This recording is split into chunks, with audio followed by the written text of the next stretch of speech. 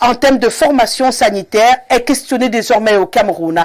L'Ordre des médecins qui demande l'annulation de ces formations dans les établissements privés. Est-ce que finalement le gouvernement camerounais va valider ou pas? Ce soir, on essaie de comprendre l'importance ou pas de ces formations dans le système éducatif camerounais, notamment dans le privé. On parlera également de nos axes routiers. On le sait encore, hier on a enregistré notre accident de la circulation où on retrouve bien entendu l'entreprise de transport interurbain Finesse du Cameroun impliquée. Un autre accident, un énième accident de la circulation qui a réveillé le patronat camerounais, le DICAM, qui demande au gouvernement camerounais, notamment au ministère des Transports publics, de prendre les mesures qui s'imposent pour limiter le nombre d'accidents sur nos axes routiers. En premier chef des causes évoquées par le patronat, la qualité de nos routes. Pour eux, nos routes sont médiocres, nos routes sont désastreuses et bien entendu, nos routes à elles seules justifient les hécatombes organisées et orchestrées au Cameroun. Et ils voudraient désormais que le ministre des Travaux publics nous fournisse des routes de qualité pour contribuer à la réduction du nombre sans cesse exponentiel des accidents de la circulation au Cameroun. Ce soir, on va essayer d'analyser la colère du patronat camerounais quant à la qualité de nos axes routiers. Je vous invite à vous installer confortablement devant le petit écran, juste le tour d'une petite respiration. On dit bonsoir au panel qui nous accompagne. C'est resté demeure le même, le 699 13 50 75. Par SMS ou par WhatsApp, vous avez l'opportunité et le bonheur de pouvoir vous connecter à nous. Alors n'hésitez surtout pas, on fait bon usage. Tout au long de cette émission, nous ferons notre effort pour rendre solennel toutes vos réactions. Peu importe où vous nous écrivez, dans n'importe quel coin du monde, on fera ce qu'on peut pour rendre officielles vos réactions. Je rappelle également que le 237, c'est l'indice du Cameroun. Alors n'hésitez pas à écrire devant si vous êtes hors de nos frontières. Et pour les amoureux des tabloïds, vous savez également que notre plateforme Facebook Info TV Cameroun reste disponible pour vous. Une fois que je l'ai dit, bonsoir, Sa Majesté Patrick Marius Ondondor. C'est encore un plaisir de vous retrouver. Vous nous revenez d'un moment très triste et on vous retrouve beaucoup. Et Marois, ce n'est pas de la blague, je vous dis la vérité.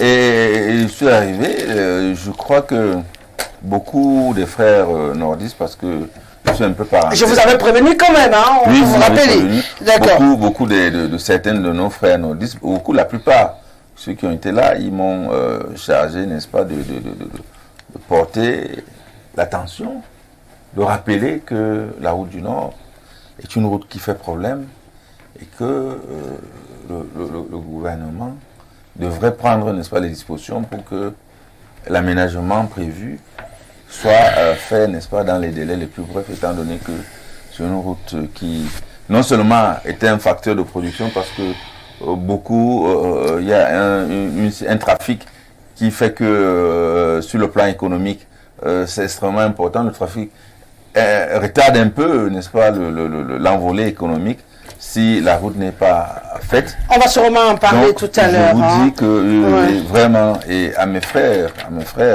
de prendre leur mal en patience, je suis là, je vais, n'est-ce pas, transmettre exactement ce que tu as vu et entendu. Merci d'être là, Sa Majesté Patrick Marius Ondondor. Elle est avec nous ce soir. Elle sera la voix de la société civile. Bien entendu, Esther Mekendio. Merci d'avoir accepté notre invitation et bienvenue. Merci Rosalie, merci de m'avoir invité. Merci à tous les co-panélistes. Merci. Et bien sûr, lui également, ça fait un petit moment, on n'a pas été ensemble sur ce plateau. Et pour beaucoup de téléspectateurs, c'est toujours un plaisir de vous voir sur ce plateau. Thomas Massok, il y en a qui sont en train de dire « Ah, il est là aujourd'hui !» Bienvenue. Merci de me retrouver encore en cette soirée pour un bon souper médiatique que j'ai coutume de consommer quand je suis dans ma maison. Mais aujourd'hui, vous avez voulu que je sorte et on a coutume de le dire, ce que femme veut, Dieu le veut. Je n'oublie pas que de saluer les copanélistes. Je salue le président directeur général, de même que la directrice que j'ai rencontrée dans les couloirs d'Info TV. Et il y a la grande famille Massok qui se dit « Ah, on va regarder la tronche de ce papy en cette soirée. » J'ai mon fiston Bouchou, Asango et Mané. Merci. Merci d'être là une fois de plus ce soir. Avant de rentrer, si vous le permettez, dans cette émission, j'ai envie de dire merci aux Camerounais, aux téléspectateurs du Grand Soir. Il y a 2 semaines, j'ai annoncé ici qu'on m'avait volé mon portefeuille et que par ricochet, ma carte d'identité et mon permis de conduire, mes autres pièces avaient été emportées grâce à un Camerounais qui a réussi le miracle. Depuis cet après-midi, je suis en possession de ma carte d'identité et de mon permis de conduire. C'est pour dire que les Camerounais, il y en a encore qui sont de bonne foi. Merci Albert. Ils travaillent à Isakam. Il se trouve que c'est au tri à Isakam qu'il a retrouvé mes pièces. J'ai été extrêmement surprise hier nuit parce qu'il m'a appelé radicalement à 23h. J'aurais pu ne pas décrocher parce que je suis un peu fatiguée de ceux qui m'appellent simplement pour me dire je t'aime et tout le reste à des heures incroyables puisque je m'en plains parfois ici. Mais là, je ne sais pas pourquoi un dernier esprit m'a dit prends ce téléphone. Et j'ai eu Albert au bout de fil. Il m'a dit j'étais en congé. J'ai repris le travail aujourd'hui pour mon recyclage et la première chose que je fais, je tombe sur un portefeuille qui a vos pièces à l'intérieur dans le tri parce que mon travail c'est de trier les bouteilles et tout pour revendre à l'extérieur et il tombe sur mon portefeuille. Et il panique parce qu'il s'est dit les autres personnes comme nous très souvent quand on rapporte les pièces et puis on met les gens en prison parce qu'on les accuse de faire partie des voleurs et je lui dis Albert, moi j'ai pas besoin de savoir là où tu as trouvé mon portefeuille. Rapporte-moi aujourd'hui avoir la carte d'identité au Cameroun, c'est la magie, c'est un exploit pour avoir cette carte. Heureusement pour moi, j'ai eu la contribution du commissaire divisionnaire à Bondo, parce que j'étais à le dire, c'est le patron de la fabrication des cartes d'identité au Cameroun. C'est grâce à lui que j'ai pu avoir cette carte d'identité. Je ne sais pas, depuis 2 semaines, j'hésite à l'appeler pour lui dire, s'il te plaît, j'ai besoin d'une autre carte d'identité. Il y avait toute une force qui me disait, arrête, ta carte d'identité n'est pas loin. Et j'ai l'habitude de dire que j'ai peut-être une connexion extraordinaire avec Dieu, mais il vient de me prouver une fois de plus que j'ai une connexion extraordinaire avec lui. Donc, j'ai dit à Albert, merci ce soir. Je ne pouvais pas commencer cette émission sans lui dire merci. Et il a vraiment hésité. Il a même paniqué. Quand j'ai dit, je vais venir avec des... Il me dit, la mère, pardon, vraiment, moi, je ne veux pas me retrouver dans une affaire où on va m'arrêter parce que j'ai voulu aider. Il me dit, tu viens en col foulou. Je lui dis, je ne peux pas. Parce que entre 15h et 17h, même pas magie, je ne peux pas bouger d'Info TV parce que je suis vraiment déjà connecté le grand soir. Je vais t'envoyer mon collègue. Il me dit, maman, si tu n'es pas là, moi, je ne peux pas. Parce que je ne sais pas ce qu'on va faire de moi. Mais quand je te regarde à l'écran, je sais que tu es une maman et que tu ne peux pas me faire du mal. Mais je refuse de rencontrer quelqu'un d'autre pour lui remettre tes pièces. Si tu es là, je viens. Si tu n'es pas là, je ne viens pas. Donc, j'ai dû changer tout mon programme dans l'après-midi aujourd'hui pour aller rencontrer Albert qui m'a remis mon portefeuille. Très boueux. Tu sens que ça a été traîné vraiment dans la merde. Et à l'intérieur, il y avait ma carte d'identité et mon permis de conduire. Et je lui dis merci. Je dis merci parce qu'il y a encore ce type de Camerounais. Quelqu'un d'autre, il m'a dit, d'autres, nous, on préfère découper et jeter parce que on a peur. Tout à fait. Mais quand nous, on a regardé ton visage, on a dit, elle n'est pas comme les autres. Et alors, on lui rapporte ses pièces. Alors, moi, je leur dis merci. Je suis tellement émue, tellement heureuse d'imaginer quand même qu'ils réussissent à me lire à travers le petit écran au point où ils ont accepté de courir le risque de me rapporter mes pièces officielles. Et je n'arrêterai pas de leur dire merci. Tout à fait. Donc, merci à ces employés d'Isakam Cameroun qui pensent quand même qu'il y a encore des personnes bien qui ne vont pas leur faire du mal. Rapporter les pièces des autres. Peut-être les autres ne seront pas comme moi, mais rapporter les pièces. La carte d'identité au Cameroun aujourd'hui, c'est la magie. Je tiens à le préciser. Et j'avais beaucoup de mal à aller me retrouver en train de refaire une autre carte d'identité. Et que ce jeune garçon ait eu la force de me rapporter ma carte d'identité et mon permis de conduire. Je ne pouvais pas démarrer cette émission sans lui dire merci. Ces choses faites. Je suis très heureuse parce que je n'aurais pas à m'arracher les cheveux et j'avais un rendez-vous très pressant où j'avais rendez-vous au ministère de l'enseignement supérieur. Le délai c'était vendredi pour que je puisse récupérer mes diplômes. Vous savez, ils les sortent et puis après il faut payer les frais. Le délai c'est vendredi pour que je récupère tous mes diplômes au niveau de l'enseignement supérieur et j'étais paniquée. Je me demandais qu'est-ce que je vais faire. Là, c'est clair que j'ai pu appeler tous mes amis du MINUSUP pour leur dire, je viens demain, remettez-moi tous mes diplômes qui sont à votre niveau. Je suis bien, je suis ravie et je ne pouvais pas sincèrement démarrer cette émission sans leur dire merci. Vraiment, merci beaucoup. Oui, merci beaucoup. Il y a encore des Camerounais vrais qui peuvent faire ce genre de geste-là. Et si j'ai déjà annoncé qu'on m'a piqué mon portefeuille, je peux quand même leur réannoncer. Qu'on m'a restitué mes pièces. C'est vrai, je n'ai pas voulu brandir le portefeuille ici. Il est obscur, il est sale. Il a tout ce qu'il faut. Mes cartes de visite à l'intérieur, c'est horrible. Mais les cartes sont là quand même. Les cartes de visite, ils sont également très... Oui, mais sans argent. Je ne m'attendais quand même pas, Esther, à retrouver de l'argent dans ce portefeuille. Mais ça, c'est plus que de l'argent. Tu le sais aujourd'hui au Cameroun. Oui, la carte, c'est plus que... Ma carte d'identité, c'est plus même que l'argent, là. C'est même tout mon argent ici. Oui, c'est même tout l'argent. Quand il m'a dit vraiment, j'ai dit non, c'est que tu me rapportes là, c'est plus que tout l'argent qu'il y avait dans ce portefeuille. Absolument. Je ne veux pas savoir où est passé l'argent. Absolument. Viens me donner mes pièces. Mes pièces là, c'est mon diamant. Je peux aller partout où je veux au Cameroun. J'ai pas pu voyager à cause de ce genre de choses. Donc vraiment. Je me rappelle quand vous posiez ce problème, oui. Il y avait M. Bidima sur le plateau ce jour-là. Qui s'est proposé. Il s'est proposé de il y avait le président TDC également sur ce plateau. C'est surtout M. Bidima qui m'a marqué. Voilà. Vous savez, le grand rassemblement. Oui. Comme j'ai coutume de le dire. Et vraiment, Dieu soit loué. Je dis aussi merci à Albert pour ce geste vraiment d'humanisme qu'il a fait pour vous. Donc je suis bien. Donc je démarre cette émission avec beaucoup de sourires, hein, ce qui a justifié mes marathons, mon arrivée en catastrophe à Info TV pour démarrer cette émission. Mais je ne pouvais pas ne pas aller prendre mes pièces officielles. Donc toutes mes excuses pour le léger retard accusé à l'entame de cette émission. Merci une fois de plus à Albert Doud d'avoir permis que je rentre en possession. Je le rappelle, il est éboueur à Isakam, Cameroun. Il a réussi à trier mes pièces officielles de ce côté-là. Alors nous, on va parler des problèmes qui vont nous rassembler ce soir. Je parlais justement de la qualité de nos axes routiers pour planter le décor. Je disais tantôt que le patronat camerounais se plaint. Le patronat camerounais trouve que nos axes routiers sont de mauvaise qualité. On a beaucoup de dos d'âne, de dos d'éléphant qui sont à l'origine de beaucoup d'accidents.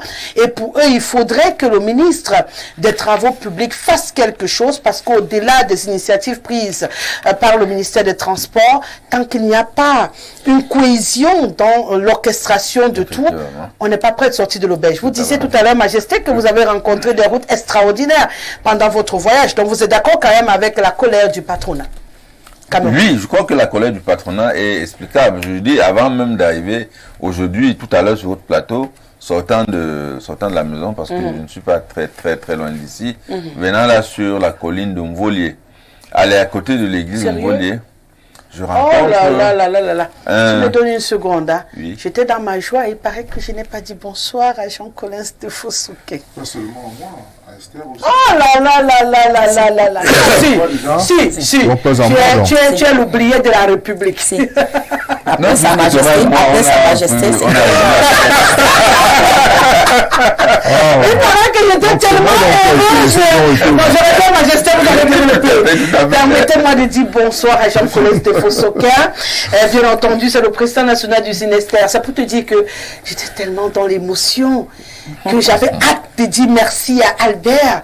Que sorry, j'ai oublié de dire que tu étais bien installé sur le plateau du Grand Soir. Merci d'avoir accepté mon invitation. En effet, on n'oublie pas, hein, parce que je sais me révéler. Et je dois aussi dire que, en réalité, toujours dans la dynamique des retrouvailles avec la carte nationale d'identité et le permis de conduire, c'est aussi une de nos missions au syndicat des transports.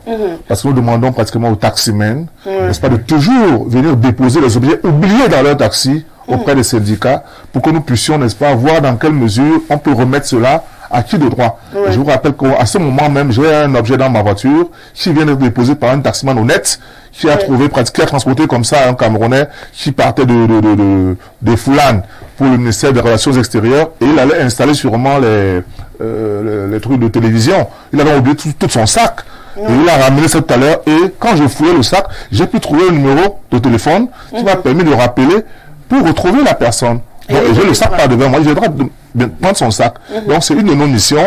Et j'exhorte les Camerounais à ne pas toujours penser qu'ils doivent jeter à la poubelle des bacs, des actes de naissance, des titres fonciers. Sincèrement, quand vous l'avez fait, vous avez un problème contre vous-même. Sachez-le, vous allez le payer très cher. Ouais. En revanche, allez chercher à le remettre si c'est possible. Maintenant, si la personne... Parce qu'elle est dans une maison de la radio, je ne sais pas, dans une chaîne de télé. Même là-bas, on vous pose trop de questions. On pose tellement de questions que vous risquez d'être... on vous demande d'attendre. Vous faites pratiquement 4 heures de temps à attendre là-bas pour donc simplement aider quelqu'un. Oui, ça, on ne le fait pas. Donc, en fait... On ne le fait pas, on enregistre et puis on annonce à la télévision. C'est le principe, en fait. Il faut simplement... Les médias, le côté social des médias, c'est le principe. Il ne faut pas demander à quelqu'un qui est venu vous remettre des pièces pour sauver un Camerounais de rester sur place pour attendre. Non. La perte n'est pas le vol. Justement. L'oubli n'est pas le vol. Non. Mais maintenant, quelqu'un ramène ça, vous trouvez un policier qui se met pratiquement à vous faire perdre toute une journée parce qu'il dit vous enquêtez pour quelque chose que vous avez venu donner gratuitement. C'est malhonnête. Bon, écoutez, donc il me semble qu'il y a tout ça qu'il faut revoir. Les policiers, les gendarmes et les procureurs qui essaient de comprendre que on peut perdre un objet et qu'un Camerounais soit sérieux et vient le remettre. Il faut désormais, n'est-ce pas, revoir, n'est-ce pas, cette inquisition-là, à l'endroit, n'est-ce pas, des Camerounais honnêtes. Donc, je suis heureux d'être là et j'ose croire que tous les sujets, n'est-ce pas, en débat vont être, j'en serai à l'auteur. Bien entendu, je n'en doute aucunement. Et votre réaction, je me suis demandé tout à l'heure pourquoi vous n'avez pas réagi. Maintenant, je comprends que vous n'avez pas encore salué. Je reviens en majesté pour qu'on puisse reprendre le cours de notre débat, justement. Tout à fait. Vous étiez en train de nous raconter votre constat sur les routes du Cameroun. Sur les routes du Cameroun. Avant d'en arriver, même là, tout à l'heure, avant d'entrer ici, je venais sur la route de Mvolier. Je ne comprends pas comment, à la une montée, un taximène a pu s'envoler pour aller se retrouver dans le ravin. J'avoue que je ne sais pas quelle vitesse il avait. Parce que juste à côté de l'église, là. Je ne sais pas comment il a fait. Il s'est envolé, il s'est retrouvé, n'est-ce pas, dans le ravin. J'ai vu comment est-ce que les gens étaient en train de l'aider. Pourquoi? Parce qu'à ce niveau également, les routes sont mauvaises. Lorsque je me suis rendu effectivement au nord, la route Ngaoundéré-Garoua est dans un état piteux, dans un état déplorable, dans un état pitoyable, dans un état désespérant et désespéré. Pourquoi? Parce que à part le niveau, à part l'encadrement qui a été fait au niveau de la falaise, je dis que jusque dans la ville de Garoua, jusqu'à l'entrée de la ville de Garoua, il est difficile de circuler. Or, c'est une route nationale, c'est une route qui permet, n'est-ce pas? Oui, allez-y. C'est une route qui permet à ce que le trafic économique il soit extrêmement important parce que ce soit les produits qui quittent le port de Douala pour aller à l'extrême nord, pour le cadre du Cameroun, ou qui quittent le port de Douala pour traverser, n'est-ce pas, tout le Cameroun pour aller soit en Centrafrique ou bien au Tchad. Il y a énormément de produits économiques qui s'y passent. Et lorsque le patronat constate ça signifie que non seulement les retards pour tout ce qui peut être comme livraison économique, non seulement l'état des véhicules les véhicules seront complètement, n'est-ce pas, gâchés, non seulement les populations locales qui subissent ce phénomène. Pourquoi? Parce que lorsque vous attendez, par exemple, ne serait-ce que la lame de rasoir, s'il faut que ça quitte peut-être le fleuve Benue parce qu'il y a un trafic également entre le Nigeria voisin, un pays voisin, le Nigeria, et la Benue, et que sur la Benue, il faut décharger un certain nombre de produits qui arrivent, qu'il faut peut-être ventiler dans certaines villes, parce que il y a les douaniers un peu partout, puisque les douaniers font également, n'est-ce pas, leur travail. À part ceux qui sortent, n'est-ce pas, du sud, pour traverser le Cameroun, donc il y a énormément de problèmes. Et ce problème lié aux routes est un problème qui, ma foi, à la longue, obère complètement notre économie mais également beaucoup de retard sur, n'est-ce pas, sur nos envolées économiques. Il est plus que temps, n'est-ce pas, nécessaire que l'ensemble des usagers de la route, le gouvernement en tête, puisse faire un effort particulier en ce qui concerne la route, n'est-ce pas, de Ngaoundéré à Maroua. Il faut absolument que le gouvernement puisse faire quelque chose parce que les populations... Là, peut-être c'est parce que vous avez touché du doigt, oui. mais ce problème, il est commun à presque tous les axes routiers camerounais. Non, l'axe là, il n'est pas comparable. Pour vous. Il n'est pas comparable à aucun axe au Cameroun. D'accord. Esther Mekendio, le patronat, c'est-à-dire tous les hommes d'affaires du Cameroun, trouvent que la qualité, le mauvais état de nos routes au Cameroun est à l'origine de beaucoup de problèmes au-delà des accidents de la circulation. Le business ne marche pas, rien ne bouge au Cameroun à cause du mauvais état de nos routes. Et pour eux, il faut plus que jamais que le ministre en charge de ces routes-là fasse son boulot pour essayer de limiter les dégâts. Parce que d'après le patronat, il y en a un peu marre quand même. On parle tous les jours des routes, mais rien n'est fait. Et on continue de compter nos morts, on continue de compter le business qui ne fonctionne pas, les nourritures qui pourrissent dans les forêts et tout. Et on a l'impression que les cris des Camerounais tombent dans les oreilles des sourds. Alors ils ont décidé de se joindre aux commandes des Camerounais pour crier encore plus fort. Ah, mais les Camerounais crient tout le temps, depuis des années. Je commence d'abord par dire de ne pas interpréter mes propos, mais c'est mon ras-le-bol. Bien sûr. J'espère qu'à la sortie d'ici, je ne serai pas arrêtée. Non, rassurez-vous, vous ne le serez pas. Que ça ne soit pas interprété. Pourquoi vous déportez comment je vois des je vous dis. Moi, je suis née il y a longtemps et je crois avoir vu beaucoup. Et je peux dire qu'en 42 ans, je suis désolée, hein, mais c'est pas Sa Majesté, et tout le monde crie. Pourquoi tout le monde crie? Aujourd'hui, nous parlons des routes. Si chaque année, la gouvernance de ce pays avait mis sur pied de bitumer ne serait-ce que 10, 20 km chaque année, j'ai dit seulement chaque année, dans leur budget, sans voler. Excusez-moi, sans voler. Parce que les caisses de l'État, c'est pour se partager depuis que ce régime est en place. Mais nous voyons aujourd'hui, M. Patrick, Sa Majesté, nous dit qu'il a fait un tour au nord, il s'est délabré, ce n'est même pas comparable à aucune autre route dans le pays. Il y prend des aises, il est aisé de le dire. J'ai envie de tout de suite de lui demander, mais pourquoi il n'est pas choqué, hein? Aujourd'hui, on nous parle de routes. Il y a 42 ans, on nous parlait encore des routes. Toutes les routes sont délabrées. J'ai fait la route de Douala. Il y a Douala-Baranté. Parce que je suis allée à Douala. On devait prendre un corps pour aller à Baranté. Mais je vous dis, on a tapé 12 heures de route. Je vous dis 12 heures de route. C'était impraticable. Je me suis posé la question, a-t-on avancé ou a-t-on régressé? Le régime qui est en place, qui nous gouverne et que nous avons embrassé, nous avons applaudi, nous avons aimé, est-ce qu'il fait son mea culpa? Est-ce qu'il se demande s'il a fait du bien aux populations? Parce qu'on dit quand la route passe, le développement suit. Mais il n'y a pas de développement quand il n'y a pas de route. Il n'y a pas de développement. Les populations crient. Vous avez dit que les populations crient. Ça crie depuis des années. Et rien n'est fait. Que des mots, que des paroles, que des discours. Mais jusqu'à quand? 42 ans, c'est trop. On arrive. On a régressé. Hein, au niveau de l'Afrique centrale. Non, vous mentez. Là, vous non, laissez-moi m'exprimer. Ça, c'est le mensonge. Ça, ce n'est pas le mensonge. Je suis désolée. Allez un peu au petit pays Guinée équatoriale. Vous revenez me dire si je mens encore. Oui, si elle me donne la parole, je vais vous répondre. Non, ne dites pas ça. Nous Quand avons je dis le mensonge, exagérément je sais régressé. pourquoi je dis que c'est le mensonge. Exagérément régressé. N'allons même pas dans les routes interurbaines. Hein.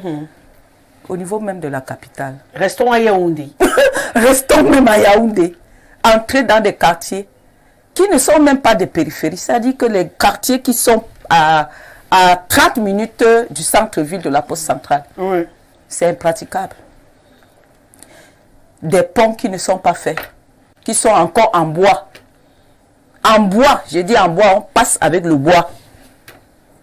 On a érigé un gros tronc Et on a placé là pour desservir l'autre côté. J'ai dit ici à Yaoundé, je ne dis pas loin. C'est une honte. Et moi, je m'érige en... C'est-à-dire, je suis frustrée et je suis du côté des patronats. Ouais. Je suis du côté des patronats. Ils en ont marre parce que le patronat, ce sont des commerçants. Ouais. Ce sont des gens qui portent le développement économique de ce pays. Et quand ils ne peuvent pas transporter leurs marchandises d'un bout à l'autre, ça fait problème. Vous avez pris l'exemple d'un rasoir, mais vous n'avez pas pris l'exemple des denrées alimentaires, des frais, comment on appelle, des vivres frais, des vivres frais qui pourrissent sa route parce qu'il n'y a pas de route. Et ça fait perdre beaucoup à l'économie du Cameroun. Vous comprenez? D'accord. Vraiment, moi, donc pour vous, vous comprenez la colère du patronat en ce moment. On regarde la qualité de nos routiers. Oui. Ça ne va pas. Pour vous, vous joignez votre voix à ce patronat-là. Oui. Vous dites, il y en a marre. Et on en a marre. C'est vrai que la route ne tue pas. J'ai bien précisé cela. La route ne tue pas. Mais l'état de nos routes peut contribuer l'état de nos routes peut contribuer à ce que même un conducteur le plus expérimenté, vous savez, on ne conduit pas avec des mauvaises humeurs. Quand tu traverses un nid de poule, un nid d'éléphant, un nid de crocodile, à un moment donné, tu es irrité. Tu es de mauvaise humeur. Et ça impacte sur ta conduite, très souvent. Vous comprenez? Donc, des chauffeurs énervés de rencontrer autant de cassures sur la route, le nid d'éléphant, ça peut créer une déconcentration qui finit dans un bosquet avec des morts à l'appui, des businessmen qui ont du mal à acheminer leurs marchandises parce qu'il n'y a pas de route. Le patronat aujourd'hui dit non gars, nous on investit, ça ne donne rien. On est tous les jours en train d'être accusés de tuer les gens sur la route. Pourtant le vrai problème c'est la route. On a beau vouloir se concentrer, c'est de mal en pis. On a beau avoir envie d'être même très regardant, mais ça atteint un degré au fil des jours où on ne peut plus supporter. Donnez-nous au moins de bonnes routes et puis accusez-nous de ne pas respecter le code de la route pendant qu'on circule. C'est ça. Rosalie, tout à l'heure, Majesté a posé ce fait qui s'est passé non loin de ce grand studio Info TV, où un chauffeur de taxi a fait un vol plané. Mais posez-vous la question, pourquoi est-ce qu'il y a eu un vol plané? Peut-être un nid de rats palmistes l'aurait amené à prendre l'envol pour une destination d'une hécatombe. J'espère qu'il s'en est sorti, indemne, mais je dis ceci. On n'a pas pensé un développement sur le plan des infrastructures routières chez nous. C'est clair. Parce que quand il y a un gros budget, au lieu que de penser le développement, on va se retrouver dans des batailles financières. C'est-à-dire, comme j'ai communément l'habitude de le dire, on va penser à la panse, P-A-N-S-E, pour mieux assouvir ses besoins personnels, ceux de sa famille et ceux-là qui tournent autour de sa famille. Moi, je dis ceci. Il y a quelques années, j'ai vu comment les travaux ont été effectués. Je me suis posé la question, est-ce que, tel que je vois comment les travaux sont effectués, ces routes qui nous aident déjà pour notre transport, le transport de nos biens et des marchandises, tellement long. Je dis non. C'était quelle route? Il y en a. Ah, ok, à l'appel, je ne vais même pas. Madame, on a évoqué tout à l'heure. Oui, Esther. Vous allez vous retrouver avec des nids avec des trous de moustiques, de rats palmistes, d'éléphants. Il y en a toutes sortes d'animaux. Et lorsqu'il faille éviter le trou, vous allez vous retrouver à un face-à-face qui va causer d'autres dégâts matériels et humains. Donc, je me pose même la question. Le budget pour l'entretien, où est-ce qu'il va? Où est-ce qu'il va? C'est pour cela que j'ai toujours coutume de le dire, avec tout le respect, à Majesté qui est à mes côtés. C'est un rassemblement des danseurs et pantouflards dans des conneries. Mais des conneries, on les voit. Lui-même, il est témoin des faits. En allant enterrer son frangin du côté du Septentrion, il a dit que lui n'a jamais vu cette qualité-là. Si je rentre dans nos zones rurales, moi je suis toujours, quand j'écris à partir de chez moi, à parler de ma Sanaga maritime profonde. En ce moment dans le littoral, où il y a énormément de pluie, dans moins de 2 semaines c'est même long, je vais enterrer le petit frère de maman, un octogénaire, un patriarche. Comment vais-je faire pour arriver en Gambie? Même avec les 4x4. C'est pas facile. Parce que l'entretien routier n'est pas mis en action. Moi, j'ai un tonton dans la zone de Ngambé qui a été aux travaux publics. Secrétaire général. Je ne vais pas donner son nom. Mais quand vous passez devant le chez lui, je pense qu'il faille prendre une pirogue. C'est Nieta. Ah, c'est Nieta. Donc, ce qui est bien, c'est que vous connaissez. N'est-ce pas? Ouais. Ouais. Donc c'est impraticable ce Donc, problème là, routier. chez lui, on met la pirogue. Et moi qui suis aussi dans mon investissement de l'huile de palme et de certains autres tubercules dans le grand village Ouna, je ne vais pas prendre un camion qui va tomber en panne et qui ne pourra même pas ressortir avec ma cargaison. Donc on est obligé d'attendre la saison sèche. Mais comme j'ai une urgence de deuil, donc même à pied, on va arriver avec le cercueil. Imaginez donc le calvaire que vivent les Camerounais par ces temps. Ouais. Compliqué, hein. Je comprends également aujourd'hui qu'il y ait cette sortie qui vient se joindre un tout petit peu à la colère des Camerounais, puisqu'apparemment les Camerounais ont beau crier, comme elle le disait tout à l'heure, Esther Mekendio, ça ne semble pas émouvoir un tout petit peu ceux qui prennent les décisions. Et je pense que si ceux-là qui font le business au Cameroun et qui représentent l'environnement entrepreneurial du Cameroun décident de monter au créneau, ça veut dire quand même que les conséquences sont extraordinaires et qu'il y en a un peu marre de perdre de l'argent, d'investir et de perdre de l'argent, d'être là à enterrer les gens au quotidien. On a encore cet agent de choix qui vient de mourir à la suite de cet accident de finesse voyage. Vous imaginez quelqu'un qui est venu faire son business au Cameroun et qui, à peine arrivé, a perdu la vie. Il y a de quoi se poser beaucoup de questions. On peut comprendre quand même à un moment donné que tout le monde appelle à une réaction. Est-ce que cette réaction, on peut l'avoir, Président? Vous avez l'impression qu'on peut ou on va continuer de crier inutilement? Bien, sincèrement, avant le patronat, nous avons crié. Oui, justement, je suis Nous témoin. continuons de crier. Parce que le patronat pose un problème économique. Oui. Pourtant, nous posons un problème de santé publique. Oui. Nous, en tant que chauffeurs, le patron ne meurt pas d'accident. Le patron n'a pas de torticolis ou des questions de route. Ah, il meurt aussi, puisque voilà un homme d'affaires qui est mort. Écoutez, c'est-à-dire quand je parle dans le cadre de l'activité de transport, vous comprenez, ben, c'est nous qui transportons leurs produits. Ouais. Donc nous avons des problèmes de santé publique, nous en tant que chauffeurs. Nous avons un problème, n'est-ce pas, c'est-à-dire nous souffrons dans notre recherche de bien-être quand la route est mauvaise. Mais il faut dire, ma chère Rosalie, que il y a quelques années, quand j'allais à Ntui, c'était à pirogue. Aujourd'hui, la route est faite. Voilà. Quand j'allais du côté de Ngomdiap, c'était pratiquement la pleine terre. Mais aujourd'hui, il semble que la route est faite jusqu'à du côté de l'Olodorf, là-bas. Tout à fait. Il y a un peu de Il y a bitume. combien de temps?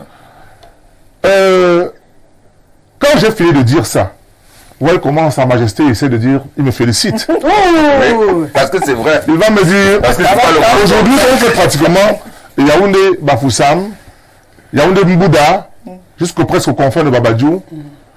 Vous pouvez aller, n'est-ce pas, la nuit tombée, même sans lumière, il n'y a pas de creux. Tout à fait. Mais quand j'ai fini de le dire, sincèrement, il me semble que dans un pays, est-ce qu'on appelle les routes principales, il est inadmissible, mon cher Ondondo, qu'au partir de Ngaoundéré pour Garoua, 12 heures de temps pour 230 km. Mais oui, moi je suis d'accord avec vous, puisque Il est inadmissible. pose le Il problème. est inadmissible. Oui, Voilà, bah, je suis Que vous d'accord. passiez Douala, Bafoussam, Bamenda en 15 heures de temps. Tout à fait. C'est inadmissible. Tout à fait. Il est inadmissible que le Cameroun desserve 10 pays, passant par le port de Douala ou le port de Kribi, parce que d'aider à Kribi, c'est sincèrement, c'est la mort à tous les coups. Aider à Kribi, c'est la mort à tous les coups. Aider à crier. Aider à Kribi, c'est la mort à tous les coups. Aider à Kribi. Il est inadmissible qu'on parle de douane. Nous desservons, c'est-à-dire qu'on a le port de l'Afrique centrale. Et qu'on parle de Douala pour le Sud-Soudan, c'est-à-dire on est pratiquement fait un parcours de quand c'est le signe de quoi? C'est quand même inadmissible. Ça nous coûte combien? J'ai souvent appris que toutes ces routes sont financées par la Banque africaine de développement et l'Union européenne. Et vous vous rendez compte que, je me demande comment est-ce que l'Union européenne peut contribuer à la construction d'une ruelle pour desservir 10 pays. D'une ruelle. Parce que c'est pas la route, ça. C'est une piste caravanière. Il faut le dire. Au moment où nous vous parlons, mon cher Odondo, est-ce que vous savez que le Cameroun est en train de contracter un prêt avec la Banque islamique de développement pour construire la route Ngaoundéré-Garoua? Nous l'avons dit. Parce que quand on fait Ngaoundéré-Garoua, vous allez vous rendre compte que c'est à peine si 2 camions ne se touchent pas quand ils se traversent. La route est tellement exiguë, mon cher Thomas Massok. Tellement exiguë. Je veux que 2 camions, quand ils passent par là, il faut que l'un s'arrête pour que l'autre passe d'abord. Et quand je me demande, attends, cette banque de développement, qui avait contracté le MINTP pour construire encore Ngaoundéré-Garoua, c'est sur le même format ou bien on va revoir le dimensionnement de la route? Nous leur avons écrit pour leur dire, nous voulons connaître ce projet. Nous voulons voir exactement ce que vous allez faire là-bas. Parce que cet argent, nous allons le rembourser. Si vous construisez une telle route, une même route, Ngaoundéré-Garoua, nous ne l'acceptons pas. Il faut un boulevard. Il y a de l'argent pour ça. Construisons un boulevard. Douala Bafoussam, boulevard. Il faut quand même comprendre qu'on a quand même ce qu'on appelle le triangle de la mort. C'est quand même pas presque, excusez-moi, c'est quand même presque le centre du Cameroun. Il faut le dire. Le triangle, ce qu'on appelle le triangle de la mort. Au moins un boulevard à ce niveau. Ça nous coûte quoi, mon cher Nodon? Ça nous coûte quoi? Pas assez d'argent. Et même si c'était assez d'argent. Vous savez très bien qu'aujourd'hui, en fait, de routes, c'est même plus les États qui investissent pour la construction des routes. On contracte avec, n'est-ce pas, des grandes structures, des grandes banques européennes, qui viennent construire et à charge maintenant pour elles de fixer le péage pour récupérer leur argent. Alors qu'est-ce qui nous manque? Qu'est-ce qui ne va pas? On va même parler des péages. Qu'est-ce qui ne va pas? Et quand vous voyez bien que, le chef de l'État, on lui-même console le problème de route, il met sur pied le Conaroute. Et il s'arrange à ce qu'au Conaroute, il n'y ait pas des gens en capacité de poser le vrai problème de la route. Le syndicat de transport que nous sommes. Nous sommes pas au Conaroute. Il met sur pied un fond routier pour entretenir les routes. On trouve tout le monde au fond routier sur le syndicat de travailleurs que nous sommes. Pourquoi? Les syndicats des travailleurs... C'est-à-dire que ceux qui sont sur la route, nous sommes les premiers consommateurs, nous travaillons sur la route. Nous vivons de la route. Mais vous nous excluez des instances où on discute de la route. Ça montre que quelque part, il y a une planification pour ne pas donner au Cameroun l'essentiel en termes de route. Et c'est pour ça qu'on ne se développe pas. Vous pensez que comme se met par exemple à dire qu'il faut l'autoroute, qui était d'abord Douala-Yaoundé, qui devient Yaoundé-Douala. Qu'est-ce que ça change sur la distance? Écoutez, madame, vous savez très bien que Douala c'est un port. Ok? C'est-à-dire quand on dessert Douala, il vaut mieux que la marchandise sorte vite de Douala. C'est pour ça qu'il faut que ça parte de Douala ou Yaoundé. C'est ça que le président d'affaires pose ce problème. Parce qu'un homme d'affaires qui, par exemple, Yaoundé, il peut arriver à Douala, il lui faut 5 heures entre Nadibamba et Yassa. 5 heures de temps. Attendez, c'est un frein terrible pour l'économie camerounaise. Vous comprenez? Donc il me semble qu'il y a des choses aussi évidentes qui doivent être faites. Et on se rend compte que 42 ans après, on est presque à la case départ. Ce n'est pas que... Je vous dis que quand on parle ici jusqu'à presque Djoumi, il y a la route, hein. Il y a la route jusqu'à Sambelema, jusqu'à... Il y a la route. Mais il en manque que dans les zones stratégiques. Tout à fait. Oui. Et quand on a construit, on construit plutôt des ruelles. On a construit des boulevards. Pour revenir après du sud. Qu'est-ce qui se passe? On a de l'espace. On peut faire des boulevards. Non seulement faire des ruelles. Vous comprenez? On a de l'espace, des axes principaux. Il faut construire. On les abandonne, on dit que non, il faut quand même aller construire 10 km dans tel village pour leur faire plaisir. Non. Avant de faire plaisir au petit village, faites d'abord plaisir à l'essentiel des Camerounais qui se concentrent dans Yaoundé, Douala, presque Bafoussam. Un triangle. Bon, dans ce triangle-là. Je peux dire quelque chose. Avant de faire plaisir. Bien entendu, Majesté, vous pouvez réagir. La dernière fois que j'étais à Douala, on m'annonçait comment on appelle cette histoire, au Carrefour, il y a ça, on disait qu'on les changeurs. Voilà, vous avez compris, les changeurs. Et on nous a dit, prenez les dispositions à partir de telle date. Jusqu'à présent, on n'a pas commencé le chantier, Majesté, pour faire les changeurs au niveau de l'USA. Oui. Pourtant, le problème qu'il pose est important entre la Dibamba et l'entrée dans la ville, dans le village de Douala. C'est le cauchemar. Non, quand tu passes aux heures de pointe. C'est clair que le problème de la route est un problème que les populations constatent, comme nous avons eu à le signaler. Et c'est bien ce qu'il a relevé tout à l'heure avant de commencer son propos, de dire que bien que il y a beaucoup de routes au Cameroun, je crois qu'il y a un problème d'entretien qui se pose. Et des points stratégiques qui n'ont pas... Parce qu'on ne peut pas dire que depuis 42 ans, le linéaire routier camerounais soit resté le même. C'est pour cela que j'ai dit qu'elle faisait du mensonge. Pourquoi? Parce que... Elle ne l'a pas dit non plus. Hein. Elle l'a dit. Pourquoi? Parce que qu'on a régressé. Depuis, je n'ai pas dit qu'on a régressé. Le linéaire routier camerounais est à plus de 126 000, mais le linéaire goudronné est à plus de 12 000 au Cameroun. En 1982, c'était aux environs de 1000. En 1982, 82, c'était aux environs de 1000, le linéaire bitumé au Cameroun. Ça veut dire qu'on a fait combien 200. Ah d'accord. De plus. Ok. Voilà. 200 km de plus. Non, 1000 et 10 000 ou 12 000. Ça fait combien? Bon, on va essayer de 12 000 moins 1000, ça fait combien? 2000. Hein? Ça fait 2000. 12 000 moins 1000. Moins 1000. Oui. Ça fait 13 000. Non. 12 000 moins 1000, ça fait 13 000. Non, c'est pas la jambe. 11 000. Voilà. Et si tu as dit, c'est ça. 11 000 par 42. Oui. C'est ce que Majesté dit. C'est pour ça qu'on parlait de 200. Vous savez que c'est les gens ils ont de parler. Ils disent, mais c'est pas vérifié. Ça signifie que il y a beaucoup de routes qui ont été faites. Ça veut dire qu'on a fait 261 km. Non, ça dit que quand nous on est sur le plateau, on doit dire les vérités. Non, c'est pour ça que moi, quand je suis là, je ne suis pas là pour plaire à qui que ce soit. Je vous dis les vérités. Je suis allé au nord. Ça n'a pas plu, c'était désagréable et je l'ai évoqué.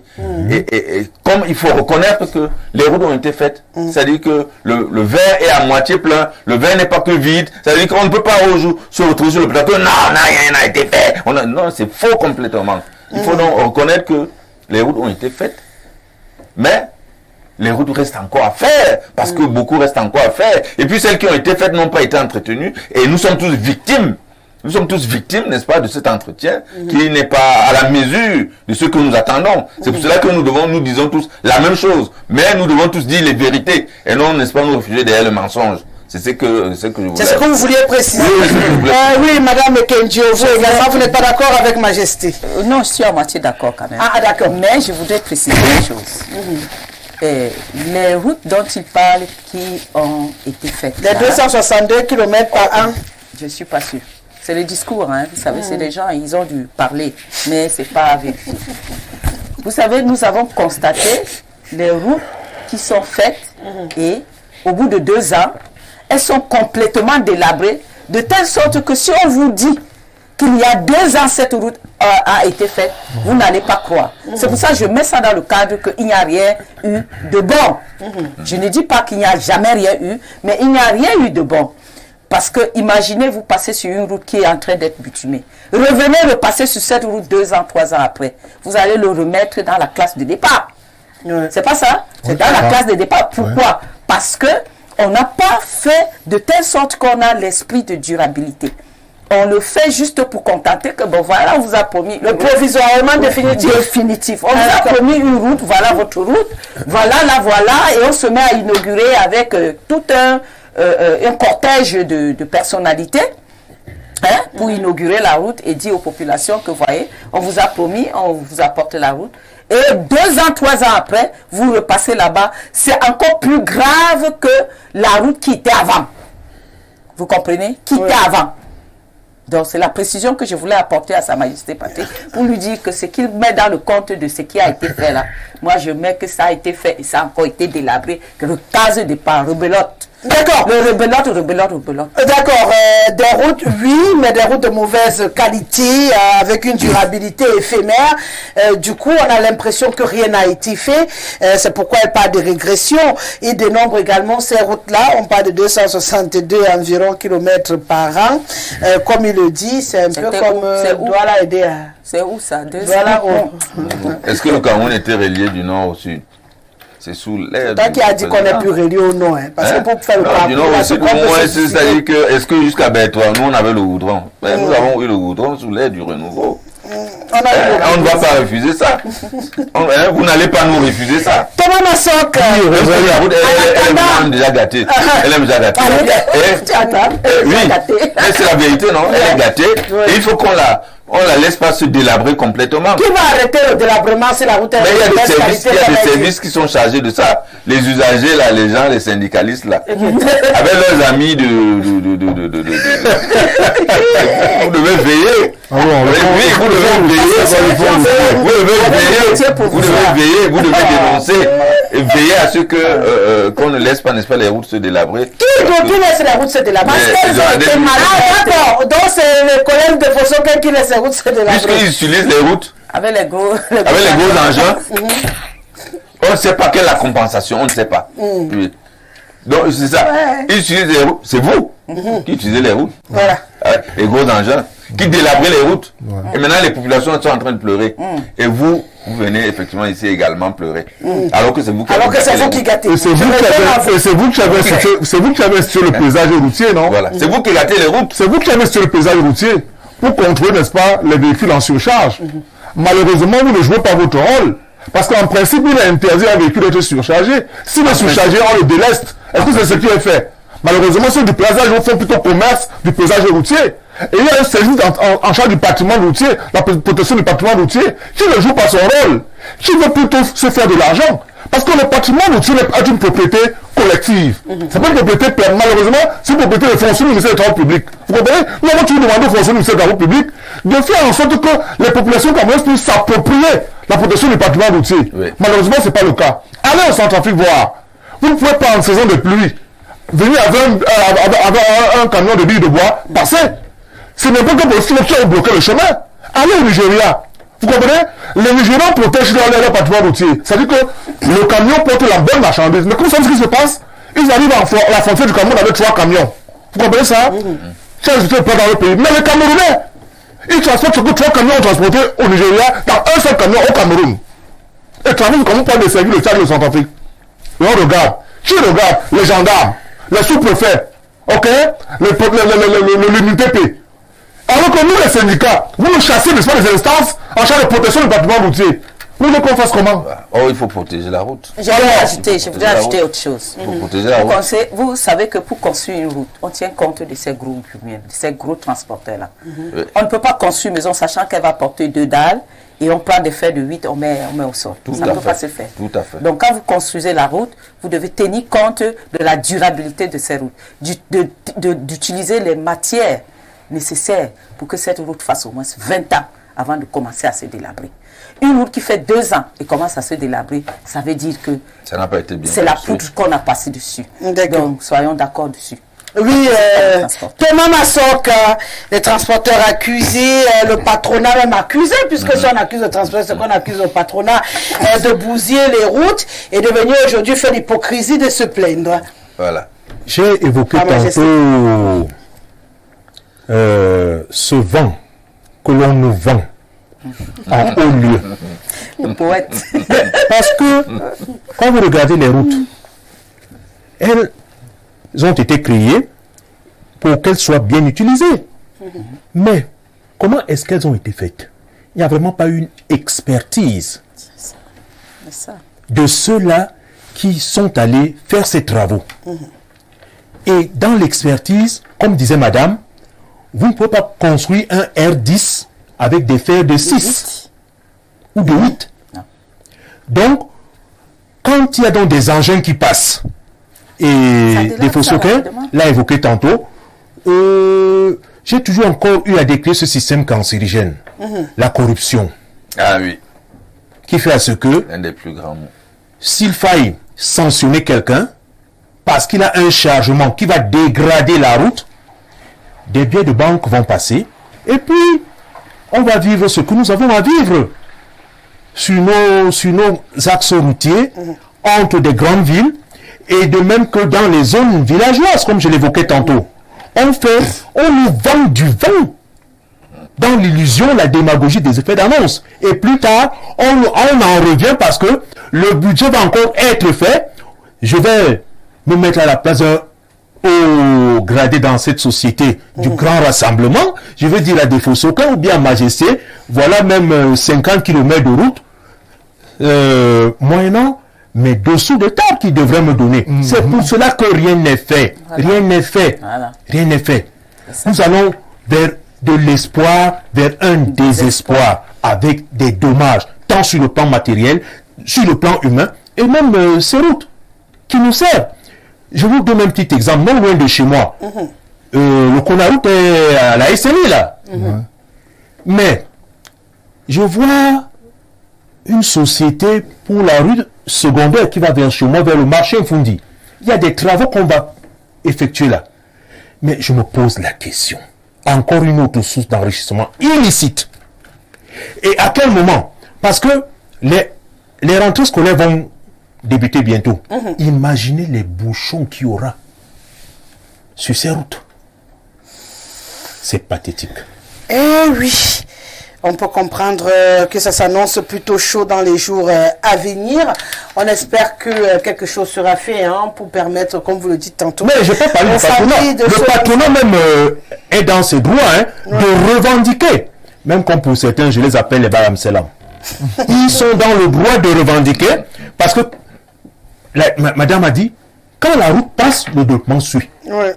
Partout, quel que soit l'endroit où on se trouve, il faut satisfaire tout le monde. Il faut satisfaire tout le monde. Mais j'exhorte aussi le patronat. Si les choses iront dans le bon sens demain, de penser au SMIC. Parce que tout à l'heure, tu as dit que vous êtes sur les routes avec des secousses, hein? Mais il faudrait que les choses se passent. Qu'est-ce que vous reprochez au patronat pour le SMIC? Je crois qu'on a eu ce débat sur ce plateau. Le patronat avait demandé une base de 100 000 et puis l'État du Cameroun a refusé. Continue à tempêter. Ah d'accord. Là je peux comprendre. Vous avez déjà vu les patrons qui payent bien les gens? Non. Vous avez déjà vu ça? Ils ont accepté le SMIC à 100 000 et c'est l'État du Cameroun qui a refusé. Donc quand ils seront là pour lutter avec vous, moi je ne joue pas avec la vous pourrez... quand ils seront là, vous pourrez discuter avec vous. Vous savez, Madame Rosalie, pour ce problème, le patronat a toujours été favorable à une augmentation du salaire minimum. Le patronat camerounais. Mais cette augmentation du SMIC, n'est-ce pas, doit avoir des corollaires en termes, n'est-ce pas, de compensation. Vous comprenez? Maintenant, en termes, par exemple, d'impôts de l'État. Est-ce que l'État fait donc cet effort-là de compenser en termes d'impôts? C'est ça tout le problème. Vous comprenez? Je dois passer pour dire aussi, Rosalie, avant que tu ne passes, n'est-ce pas, à la lecture des messages, c'est que je constate dans la ville de Yaoundé ces jours-ci qu'il y a pratiquement une réflexion des routes. Oui, la ministre, Célestine Ketia Cortez a d'ailleurs annoncé, c'est elle alors qui fait ce Mindu alors. J'apprécie parce que à voir comment ces routes-là sont refaites, vous sentez que c'est pratiquement une réhabilitation carrément. Vous comprenez? Ce n'est pas le saupoudrage dont parlait Madame Esther tout à l'heure là. Et nous refusons, parce que les routes sont pourries. Il faut vraiment que dans ce plan urbain, qu'on revienne à faire les routes, comme je suis de voir cette entreprise en train de refaire ces routes-là. Nous apprécions vraiment cela. L'expertise. Oui, vraiment. Très bonne. D'accord. On peut faire parler les téléspectateurs à présent. Ils sont très nombreux à réagir. Je vous promets pas de passer tout ça à la trappe. Mais je ferai ce que je peux. Waouh, vous êtes nombreux quand même. Bonsoir Rosalie. Vraiment, n'espérons plus rien de ce régime, car ces jours sont comptés. Le président Biya a 92 ans et dans 7 ans, il aura 99. Laissons le temps faire son travail et préparons-nous pour prendre le relais.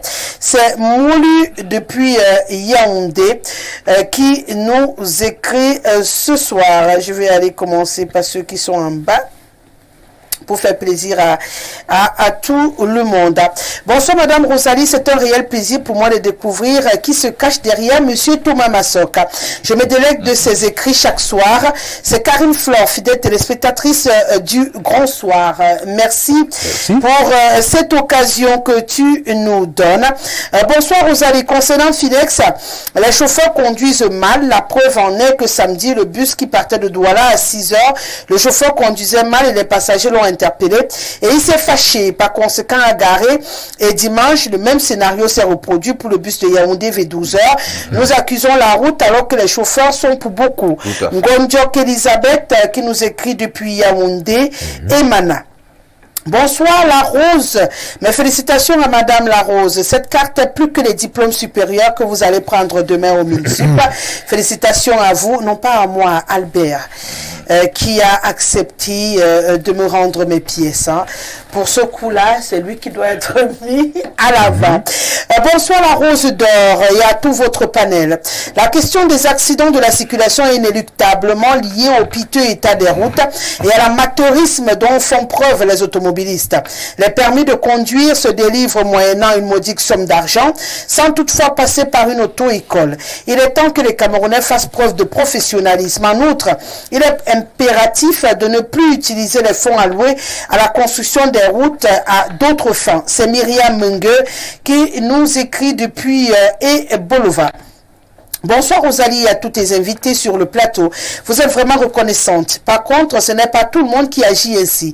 J'avais fait comme Albert à l'époque, mais malheureusement, on m'a donné du fil à retordre. Depuis lors, j'hésite de le faire.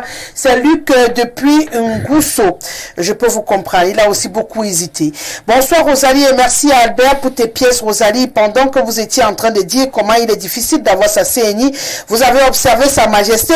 C'est vraiment incroyable. Yannick Donkos. Non, je n'ai pas observé Sa Majesté. J'étais dans ma joie.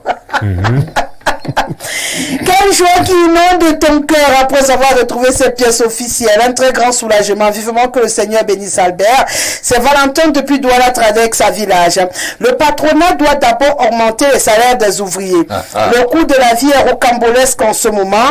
Les gens souffrent dans les sociétés. C'est Valentino qui nous écrit. On va partir du côté de la Guinée. Bonsoir ma jolie Rosalie. Les routes du Cameroun sont mauvaises simplement pour des personnes innocentes. La plupart de nos dirigeants circulent dans la nuit dans les boîtes de sardines et par voie aérienne. Raison pour laquelle la qualité des routes ne les dérange en rien. Agir depuis Malabo. Bonsoir Madame Rosalie, un grand merci à ce gentil garçon Albert parce que j'ai vu une Rosalie abattue ce jour-là de la disparition de ce portefeuille. C'est Monsieur Eloumé qui nous écrit. Vous me regardez vraiment. J'étais vraiment abattue. Hein? Vraiment. Et là, ce jour, j'ai la pêche. Bonsoir, Rosalie. Bonne émission. Que le patronat reste tranquille. L'Aksunga Onderi Garoua Maroua Kousseri, c'est pas aujourd'hui. Ça fait plusieurs décennies que nous souffrons là-bas. La faute aussi aux populations du Nord qui votent pour eux. Ceux qui nous gouvernent ne vont jamais construire ces taxes. La petite Guinée équatoriale, toutes les routes qui servent les villes sont à double sens. Du départ à l'arrivée. Inscrivons-nous, votons et contrôlons en 2025. C'est J. Penyam qui nous écrit depuis Yaoundé. Bonsoir Rosa et à tous les panélistes. Le problème de nos routes et d'autres problèmes sont la responsabilité du président de la République. En effet, il nomme les ministres en opposition de leur capacité. Exemple, un infirmier au ministère des Travaux publics. Pour ne citer que ce cas. Je suis très content qu'on donne, qu'on puisse relater paisiblement les faits. Je croyais que ce sont les autres qui souffrent. Je vois que nous tous on souffre. C'est Claude depuis Pika 12. Bonsoir Rosalie à tout ton panel. Vraiment, nous sommes tous d'accord que notre gouvernement a fui ses responsabilités depuis des décennies, même comme le communicant du RDPC veut étouffer les gens sur le plateau. Mais de grâce, que nous, citoyens, prenions la peine de prendre des dispositions pour éviter ces accidents par la mesure de la prudence. Ici en Centrafrique, Oui, c'est là où nous sommes, en Centrafrique en ce moment. Nous n'avons pas beaucoup de routes, mais les accidents ne sont pas courants comme au Cameroun. C'est Aristide qui nous écrit depuis Bangui ce soir. Bonsoir la charmante nationale. Rosalie, concernant la thématique du jour, la dame Esther mélange tout. Bangante Douala, c'est 6 heures, mais par contre, Garouanga-Ondéré, c'est 18 heures de route qui se pratiquait en 3 heures à l'époque. C'est le docteur Abdourahmane Sidi. Tu parlais de ta part de route. Esther parle de sa part de route. Donc chacun a pratiqué son couloir. Toi tu viens dire que son couloir c'est 6 heures, mais ta part c'est 18 heures parce qu'on a dit 12 heures sur le plateau. Donc elle a dit sa part, toi tu viens contredire, mais ta part tu veux augmenter. Non. Chaque Camerounais connaît la route qui mène dans son village. Et ses problèmes. Bonsoir Rosalie à ton panel. Faites le trajet Yaoundé-Bertoua à l'heure actuelle. Vous dénombrez au moins 7 gros porteurs renversés à cause des innombrables crevasses sur cette piste. J'insiste sur le mot piste. Allez voir ce que nous rapporte ce tronçon et le manque du corridor Douala-N'Djamena-Bangui. On va au Gabon. Bonsoir madame la présentatrice du Grand Soir et à tout ton panel. Je suis Pierre. Je vous suis depuis Libreville au Gabon. Mes chers frères et sœurs, n'ayons pas peur de dire que notre pays fait honte pour ce qui est du réseau routier. Tout ce que vous dénoncez est su par nos chers gouvernants. Pour eux, nous sommes déjà si nombreux en termes démographiques, dont ils pensent que les accidents mortels sur nos routes peuvent les aider à diminuer un peu la population camerounaise. Ma chère présentatrice, disons la vérité. Le Cameroun est notre patrimoine commun. On n'aura jamais un pays de rechange. Mais les démons qui gèrent ce patrimoine commun pensent que c'est leur héritage à eux, laissé par leurs parents.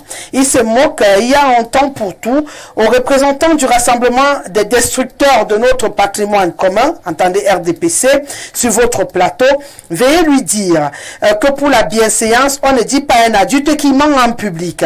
Les enfants suivent la télévision. Vos émissions doivent révertir un caractère pédagogique et éducatif qui abandonne la mauvaise éducation des RDPCistes là. Leur outrecuidance et leur fatuité habituelle à la maison, votre plateau est digne de respect. Qui ne disent plus qu'un adulte ment. Je crois que c'est pas la première fois. Mais c'est plus fort que Majesté. On lui a déjà dit ici une trentaine de fois qu'un adulte peut se tromper, mais il a l'habitude de dire il manque. Bonsoir la grande Rosa. Merci pour la thématique du jour. Sa Majesté est dans son rôle. Hein. Je me demande s'il est vraiment sincère. Majesté, dire une vérité n'est pas un crime. Apprenez à dire des choses telles qu'elles sont et telles qu'elles se présentent. La vérité et rien que la vérité va sauver le Cameroun. Bonsoir Rosalie à ton brillant panel. L'État du Cameroun se bat beaucoup dans ce sens que le Cameroun est le premier pays d'Afrique centrale en termes de linéaire routier. Maintenant, concernant la colère du patronat, elle est généralisée pour tous les Camerounais. Elle est la conséquence de l'échec des politiques publiques, de la planification et de la gouvernance. Au Cameroun, on construit les nouvelles routes sans penser à entretenir celles qui existaient. Voilà. Trop de centralisation des procédures de marché dans ce secteur. Ces gens qui nous écrivent ce soir. Oh là là. Lui, il est où? Bonsoir à toi. Lorsque quelqu'un a mis l'endroit, j'ai dit non. Bonsoir à toi, ma très chère Rosalie, à ton grand panel vespéral. Le sempiternel problème des routes réside dans la mauvaise livraison des routes. Tenez, une route qui doit être bitumée à hauteur de 10 milliards de francs CFA est plutôt aménagée à 2 milliards de nos francs. Le reste va imperturbablement dans les poches des prévaricateurs et autres budgétivores. Associé à ce lugubre tableau, Rosalie, les zones périurbaines ou rurales qui sont totalement coupées, faute coupé, faire autre cité à cause tout simplement du manque de route. L'ordre dirigeant actuel n'épouse plus l'air du temps et est en panne d'inspiration. Où en est-on avec l'autoroute Yaoundé-Douala? Bonne émission à vous. Ernest Zambo, journaliste événementialiste depuis Etambafia, un inconditionnel téléspectateur du Grand Soir sur Info TV. Bonsoir, Rosalie, très content de vous écouter une nouvelle fois ce soir. Ce pays ici est vraiment en épave. Le patronat s'offusque, c'est normal. Mais malheureusement, la colère d'un poussant ne fait rien à l'épervier. La route, l'énergie, l'eau, la santé, le panier de la ménagère, tout ça c'est de la merde. 42 ans de mensonges, de vols, de pillages, de pratiques maléfiques. Voilà ce que le RDPC nous a appris. Un pays hypothéqué. Voilà l'héritage du soi-disant renouveau. C'est Philippe depuis Odia. Mais vous êtes violent aujourd'hui. Bonsoir madame et à tout le plateau. L'affaire des routes au Cameroun, c'est une honte. Quand j'avais 11 ans, on nous disait souvent que notre route est en étude ou en projet. J'ai déjà 50 ans. Aujourd'hui, toujours rien. Je parle de la route Kribi et Bolova passant par comme 2. C'est Gustave Z. Encore moi Gustave. Pour quitter Bolova pour Kribi, il faut parcourir des villes alors qu'une distance de 170 km, on fait plus de 400 km pour arriver à cause de la route. Ça ne va pas. Bonsoir à tous sur le plateau, c'est Bobby depuis le quartier Kansonel au Yomaban. Le problème de route au Cameroun n'est pas tolérable. Vu que nous avons des carrières qui sont exploitées par des Chinois, vous pouvez vous-même venir vérifier au quartier carrière Yaoundé 7. Vraiment, j'ai honte pour mon pays, le Cameroun. Regardez la ville de Yaoundé, une poubelle à ne plus finir. Tous nos rues sont remplies de tas d'ordures. Bilan RDPC 0/20. Njoya également depuis Douala Yassari réagit. Bonsoir ma Rose. S'il te plaît, cela fait 2 ans que je vous admire. Votre beauté, votre charisme, votre sourire, votre éloquence, bref, vous cochez tous les tableaux ou critères de mon bonheur. Pour cela, je vous demande officiellement votre main. Dites-moi juste comment je dois m'y prendre. Alors. Qui vient avec la dot? Et concernant le sujet, c'est la partie qui est importante. Enfin. En 1984, il y avait seulement 1000 km de routes bitumées, mais aujourd'hui, on en a plus 2 millions de kilomètres. Donc, laissons le gouvernement travailler pour un meilleur rendement piloté par le président Paul Biya. C'est donc Njoya qui nous écrit, c'est la messe. Bonsoir, pour quitter Kribi dans le sud, pour Ebolova dans le sud, on passe par le centre et le littoral. Quel calvaire, c'est incroyable. Oh là là, les Camerounais. Madame, régner l'état lamentable de notre réseau routier serait vraiment lamentable puisque le bilan est là. Tout le monde voit. Ce n'est pas de la politique politicienne où les gens sont des vendeurs d'illusions. Madame, quand je pars de Douala pour l'ouest, madame, j'arrive pour moins de 400 km sur les genoux. Fatiguée comme si j'avais fait le tour du monde. Il serait maladroit d'éléguer l'insécurité sur nos routes au seul conducteur. Dans ce contexte, c'est vraiment difficile. La voirie urbaine même laisse à désirer. Et qui plus est, madame, dans le pays sérieux, l'État ne construit plus les routes, le privé le fait et récupère son investissement et la plus-value durant un certain temps à travers des pillages. Mais ici, on évite parce qu'on veut tout contrôler et voler. Vivement que cela change. C'est Sopfrika depuis Douala. On se rend à présent en Côte d'Ivoire. Ma bien-aimée Rosalie, Monsieur Massok Thomas a une très belle plume, reconnaissable parmi tant d'autres. Seulement, je voudrais lui suggérer de ne pas croiser les bras, car la communication non verbale compte pour 65%. Ma bien-aimée Rosalie, tu es une bonne personne, un bon cœur, un bon karma. C'est normal que tu retrouves tes pièces administratives. Ma bien-aimée Rosalie, le RDPC prétend que le Nord est la fille aînée du RDPC, mais la médiocrité qui est l'ADN de ce parti quarantenaire finit toujours par le rattraper. Pendant ce temps, M. Biya se la coule douce dans des hôtels UP budgétivores et dans les palaces. Ma bien-aimée Rosalie Ondondo n'a pas le droit de dire à une dame, votre invité qu'elle ment. Ondondo doit présenter ses excuses à la dame sur votre plateau. Ondondo. Je t'ai appelé combien de fois? Je finis après de donner son nom à la fin. Voilà. Ma bien-aimée Rosalie, il y a eu la catastrophe des Écarts. Qu'est-ce qui a été fait? Rien. 43 ans après, le RDPC pède à donner la simple CNI. Et ce sont les routes que vous attendez de ce régime misérable et inhumain. En 13 ans, Alassane Ouattara a construit des autoroutes, des boulevards, des échangeurs, des routes. J'invite Ondondo en Côte d'Ivoire. Le RDPC est l'un des pires partis politiques en Afrique. Que mal fait au Cameroun et aux Camerounais. Même le coup de cœur pour la Coupe du Monde 1994 aux États-Unis a été volé par les mêmes kleptomanes. Les Ondondo, ils sont très nombreux, mais vraiment, il n'y a pas de route au Cameroun. Au mieux, il n'y aura même que des ruelles. Même les ruelles, là, on n'a pas. C'est M. Etoundi qui nous écrit depuis la Côte d'Ivoire. Bonsoir, Princesse Rosalie, et à ton panel. Sur votre plateau, on traite des grandes personnes de menteurs. Les routes du Cameroun est bitumé dans la tête des personnes. Cameroun au Bosso, Eric Simao, depuis Libreville, du côté de Midoubé 1, qui nous écrit: bonsoir Rosalie et à tout le panel. La dame sur le plateau a dit quelque chose de pertinent. Si pendant 42 ans on construisait seulement 10 km de route, imaginons. Quand j'étais à la délégation provinciale des travaux publics, alors qu'il n'y avait pas encore la privatisation, notre délégation avait proposé, après avoir recensé tous les ponts de la province, construire un certain nombre de ponts provisoires et définitifs pour résoudre progressivement les problèmes de route. Sachant que beaucoup de routes sont coupées par manque de ponts. Mathias Lingom, depuis Edea, la honte n'est plus camerounaise. 225, c'est la Côte d'Ivoire. Salut Rosa, dis-moi dans notre pays là, est-ce que les RDPCistes vivent aussi là-bas pour venir parler comme des opposants? Il y a plus de 40 ans que les citoyens meurent du fait de l'état des routes, aussi bien entre les villes qu'en pleine ville. C'est Amara qui nous écrit depuis Abidjan ce soir. Ouh, non, je vais m'arrêter. Vous êtes trop nombreux. Boubakari depuis Maroua, une personne qui se dit Sa Majesté et qui tient ce langage-là, je ne suis pas d'accord et je crois à une femme. Je ne suis pas d'accord avec lui. Le RDPC a formaté tous les cerveaux des Camerounais au point où tout le monde veut défendre l'indéfendable dans ce parti. Les gens ne respectent plus leur âge et leur statut social et je ne suis pas d'accord parce que c'est dommage. Sa Majesté doit s'excuser. Bonsoir madame, vraiment malgré les plaintes des Camerounais, les gens comme votre majesté trouvent des raisons. Bon, aujourd'hui il n'a pas justifié. Vraiment, là vous lui faites un procès d'intention. Il n'a rien justifié. El Hadj Mariga Ibrahim est connecté encore ce soir. Bonsoir le plateau. Mon camarade Sa Majesté Ondondo, il dit que tu connaîtras la vérité.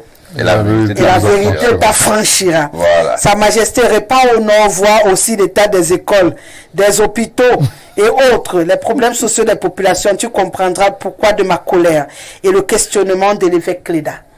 C'est ce que El Hadji Mariga Ibrahim demande à Sa Majesté ce soir, que repart. Comme tu as commencé à constater la qualité des routes là, repart voir le reste. Bonsoir au panel du Grand Soir, très belle thématique au sujet de l'état des routes au Cameroun. Je pense que c'est du vrai n'importe quoi. On dimensionne une route en tenant compte de sa destination, à la réception des travaux routiers et à ce qu'on appelle l'engagement décennal. C'est au moins 10 ans de vie sans noter de dégradation importante. En principe, les ouvrages routiers, c'est au moins 100 ans de vie. Comment on peut se retrouver avec des routes totalement foutues en moins de 2 ans? C'est la corruption au moment des passations de ces marchés. Le gouvernement n'est pas sérieux. C'est Jean-Bruno Afanoyen. On le rappelle qu'il est enseignant de génie civil. Jean-Bruno Afanoyen, donc c'est son secteur, comme on dit souvent. C'est son domaine de définition. Pour lui, il vous dit ce qui est en principe. Bonsoir, Madame Guessele. Même le diable ne pouvait pas permettre que vous perdiez votre carte d'identité. Il aurait même préféré jeter en brousse. Donc, vous n'avez pas encore commis un grand péché. Merci. C'est Abanda Dakak 2. Donc pour lui, je n'ai pas encore commis de grands péchés, c'est pourquoi j'ai eu mes pièces.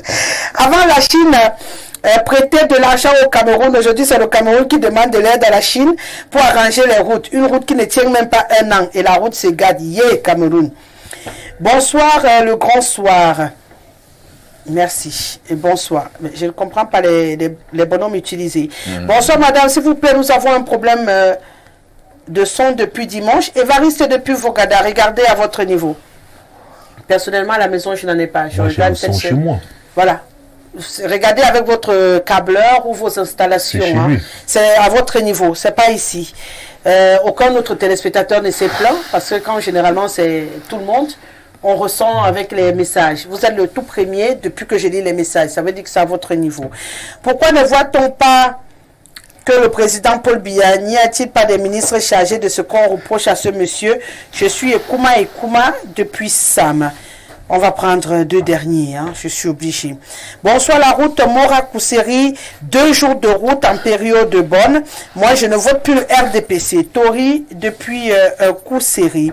Bonsoir, le panel et sa rose. C'est seulement que les routes sont gâtées. Même la voie, ce n'est pas seulement les routes qui sont gâtées, mais la voie aérienne est gâtée. Non, Ahmed, comment? L'air peut être gâté, comment? C'est l'avion qui ne peut pas aller là-bas. Bonsoir madame, que le patronat copie l'exemple du ministre du Commerce, le cacao. C'est 6 000. Alors que le 6 000 c'est 36 000. Bonsoir, c'est Vuna et Dodia. Je pense que personne ne fait son travail dans ce Cameroun. Ne donnons pas seulement le tort à d'autres. Il faut fouiller pour tout le monde. Transition. Et on revient.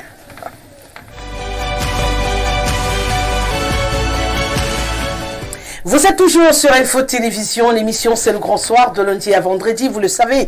Nous sommes ensemble jusqu'à 18h52. On échange autour des sujets qui font l'actualité, on s'engueule, parfois on crie, mais c'est pour le bien de ce pays qu'est le Cameroun, c'est pour le bien du continent. On voudrait à notre manière sur ce plateau apporter notre contribution à l'édifice Cameroun, c'est hyper important. Et bien sûr, on voudrait également contribuer à améliorer le continent. Et lorsqu'on a un peu de temps, le monde entier. Parce que je dois avouer que je suis un peu égoïste sur ce coup. D'abord le continent africain et puis le reste du monde. Et je pense que le Cameroun étant un peu la locomotive quelque part, donc on démarre et puis on évolue. Et puis c'est pourquoi nous on va parler à présent de santé sur ce plateau. La route, c'est pas fini, hein. On reviendra chaque fois qu'on pourra. Enfin, c'est des sujets éternels. On peut passer la journée jusqu'à 18h52, on n'aura rien épluché. On n'aura même pas fini de faire le tour. Et on a un autre problème qui pointe au bout de notre nez. C'est cette question d'éducation et de formation. L'ordre des professionnels médicaux sanitaires monte également au créneau après le patronat pour demander l'annulation au Cameroun des formations en santé, parlant du BTS, du HND, du DSEP et du HPD. Pour eux, bien entendu, l'éducation est bien entendu par tout le monde qui trouve que l'État du Cameroun ne peut pas à lui seul réussir à former tous les Camerounais qui veulent faire dans le domaine de la santé et réussir à les insérer puisque des gens n'insèrent plus. Il faudra après être face à des concours pour être intégrés et pour eux, c'est juste une cabale contre le privé qui aujourd'hui réussit à attirer tout le monde. À votre avis, on annule cette formation ou on l'améliore ou on fait comment? Non, mais il ne faudrait pas annuler, il faudrait l'améliorer. Donc tu poses un problème de formation, oui, d'éducation, oui, la discipline, oui, et la un problème au niveau des textes et des lois. Oui, oui. Moi, je préfère que l'on essaye d'améliorer. Parce que, vous voyez, tout à l'heure, on a parlé d'un secteur sensible, le transport. Oui. Voilà encore un autre qui est plus sensible, parce que bientôt, je reviendrai sur ce plateau pour l'éducation. Justement. Donc, la santé est quelque chose de très primordial pour nous les Camerounais. Il ne faudrait pas seulement, comme on était sur les grandes zones urbaines, il y a aussi des zones rurales. Et quand dans des zones rurales, on ne trouve même pas celui qui va vous donner ce bien-être à vous remonter, parce que l'état de santé étant fragile, vous allez vous rendre compte que les choses iront de mal en pire. Mais moi je dis, il faut un contrôle et un suivi. Il y en a tellement de centres de formation, si bien que pour moi cette libéralisation n'est-elle pas une source d'enrichissement illicite aussi du côté de l'enseignement supérieur. Mais dans le privé, les curricula sont pensés justement par l'État du Cameroun et implémentés dans le secteur privé. Je ne crois pas que le privé aujourd'hui au Cameroun fonctionne sans une connexion avec le secteur public. D'où vient-il aujourd'hui qu'il y ait cette friction entre l'ordre des professionnels de la santé et les... J'interpelle donc le ministre de la Santé d'être en synergie avec l'enseignement supérieur, c'est-à-dire la rencontre, un dialogue, un consensus, pour que le contrôle et le suivi que j'évoque au niveau du privé soient améliorés. Ouais. Donc vous êtes d'accord qu'il y a quand même des brebis galeuses Non, c'est un fourre-tout. D'accord. C'est un fourre-tout, Collins de Fossoquin, d'après Thomas Massoc, hein, dans le secteur privé. On ne doit pas annuler parce que ça va aussi créer des soucis, mais il faut vraiment y mettre un regard très profond pour limiter les dégâts. Peut-être fermer certains, maintenir d'autres, mais est-ce que ça va pas aussi créer d'autres problèmes? Le problème, il est posé sur la table aujourd'hui, alors qu'on s'achemine vers la prochaine rentrée scolaire. Va-t-on annuler les BTS, les HND et autres dans les établissements privés pour ne valider que les diplômes obtenus dans le système public au Cameroun, parlant de la formation sanitaire? Madame Gessele, est-ce que vous pensez que l'ordre du personnel médico-sanitaire au Cameroun a la qualité pour apprécier, n'est-ce pas, la formation dans les établissements privés d'enseignement au Cameroun? Et j'en sais trop rien. Il me semble que... Mais puisque ce sont il me semble que cet ordre du personnel médico-sanitaire sont les gens qui sont des infirmiers brevetés, infirmiers diplômés d'État. Vous comprenez? Alors, à mon sens, ils n'ont pas la qualité pour apprécier l'enseignement dans ces deux activités. J'aurais compris que l'ordre des médecins du Cameroun, peut-être apprécie la qualité de la formation de ces enfants dans ces écoles-là. Je comprendrais que ça, c'est des personnes qui ont eu accès à une connaissance pas bien élevée pour comprendre que ce qu'on met à leur disposition n'ont pas les compétences pour servir les populations. Peut-être parce qu'on ne forme pas les médecins. Bien, dans parce que ces établissements-là, justement, les infirmiers.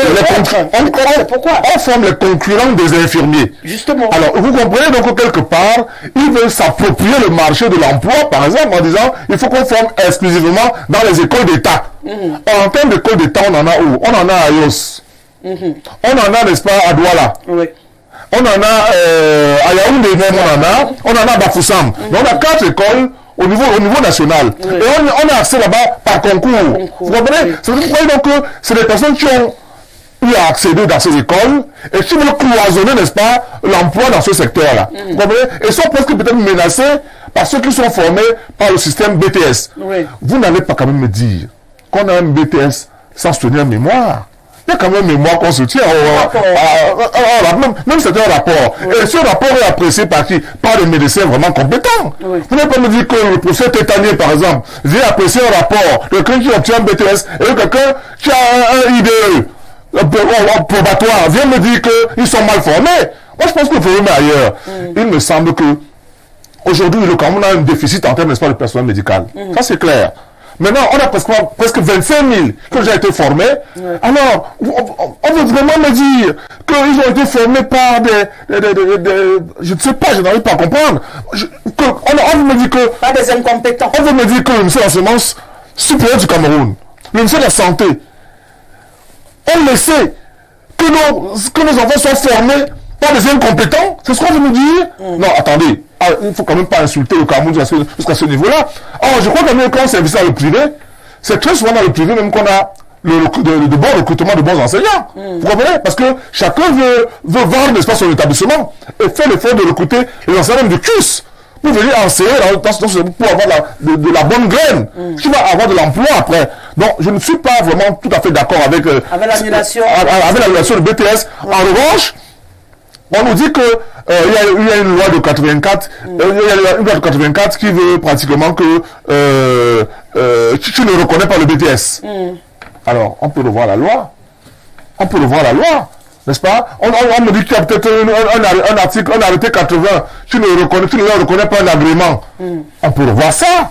Vous comprenez? On revoit tout ça maintenant. Et puis, on leur dit, par exemple, maintenant, en termes de formation, nous voulons quand même que les enfants soient formés par des personnes de telles compétences, par exemple. Mais je ne crois pas à cet ordre de personnes médicales parce qu'ils n'ont pas de qualité pour apprécier leurs collègues. D'accord.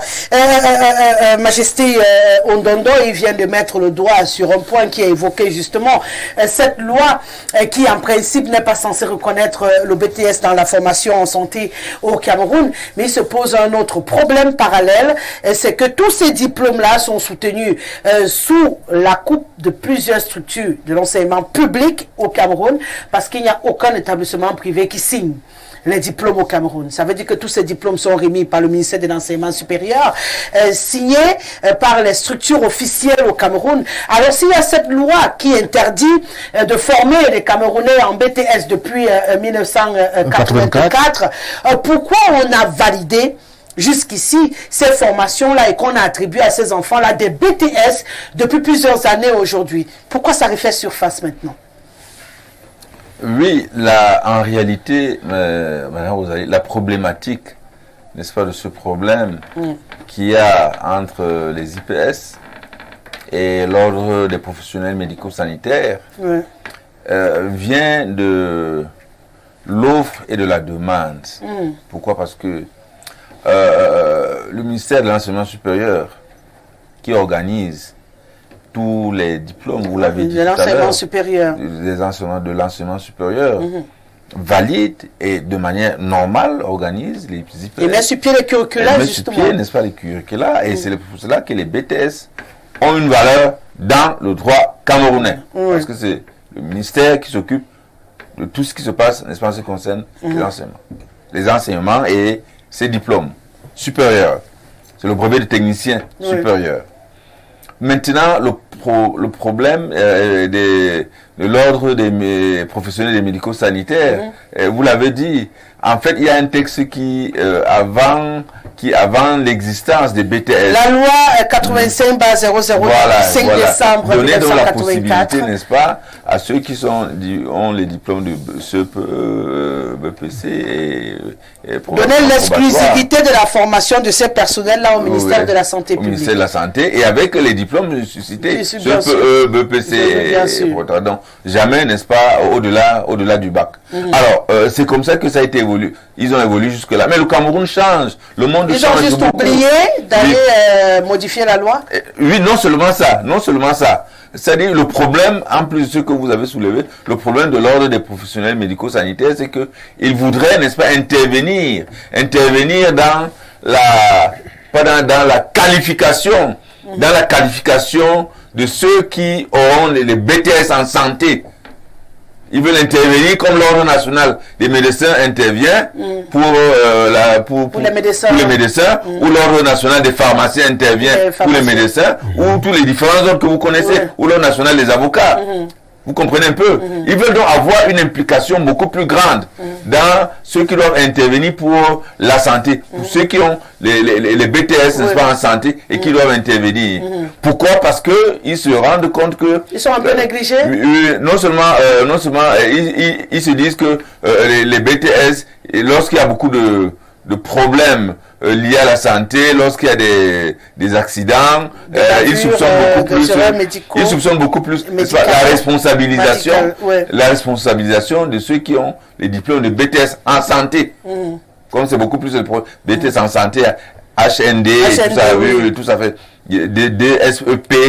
C'est eux qui le soupçonnent. Donc, l'ordre des professionnels des médico-santé pense effectivement que il faut une plus grande intervention de leur part pour permettre à ce que le tri soit fait. La qualification de ceux qui ont déjà le BTS sur le plan de la santé, n'est-ce pas, puisse se faire. Alors, il y a donc un véritable problème. C'est la raison pour laquelle pour tous les 30 000, parce qu'il y a près de 30 000 élèves, personnes qui ont eu le BTS, qui ont eu le BTS en santé, et qui veulent absolument disqualifier. Or, c'est des diplômes reconnus par l'État. Justement. Oui, c'est des diplômes par l'État. C'est ça. C'est des diplômes reconnus par l'État. Et même s'ils n'avaient pas une qualification exacte, ça veut dire qu'on ne peut pas aujourd'hui les mettre, n'est-ce pas, dans la rue. Pourquoi? Parce que l'ordre des professionnels médico-sanitaires, ça juge un rôle peut-être qui est plus que ce qu'ils doivent réclamer comme leur rôle, parce que leur rôle, ils ne sont pas devenus le ministère de l'enseignement supérieur. Est-ce que c'est pas parce qu'ils ont été silencieux longtemps? C'est parce qu'ils sont soutenus par le ministère de la Santé publique. Parce qu'ils sont soutenus par le ministère de la Santé publique qu'ils posent, n'est-ce pas, ces conditions. Cette condition, mais Majesté, est-ce que c'est totalement anodin aussi? Parce qu'il faut qu'on se comprenne.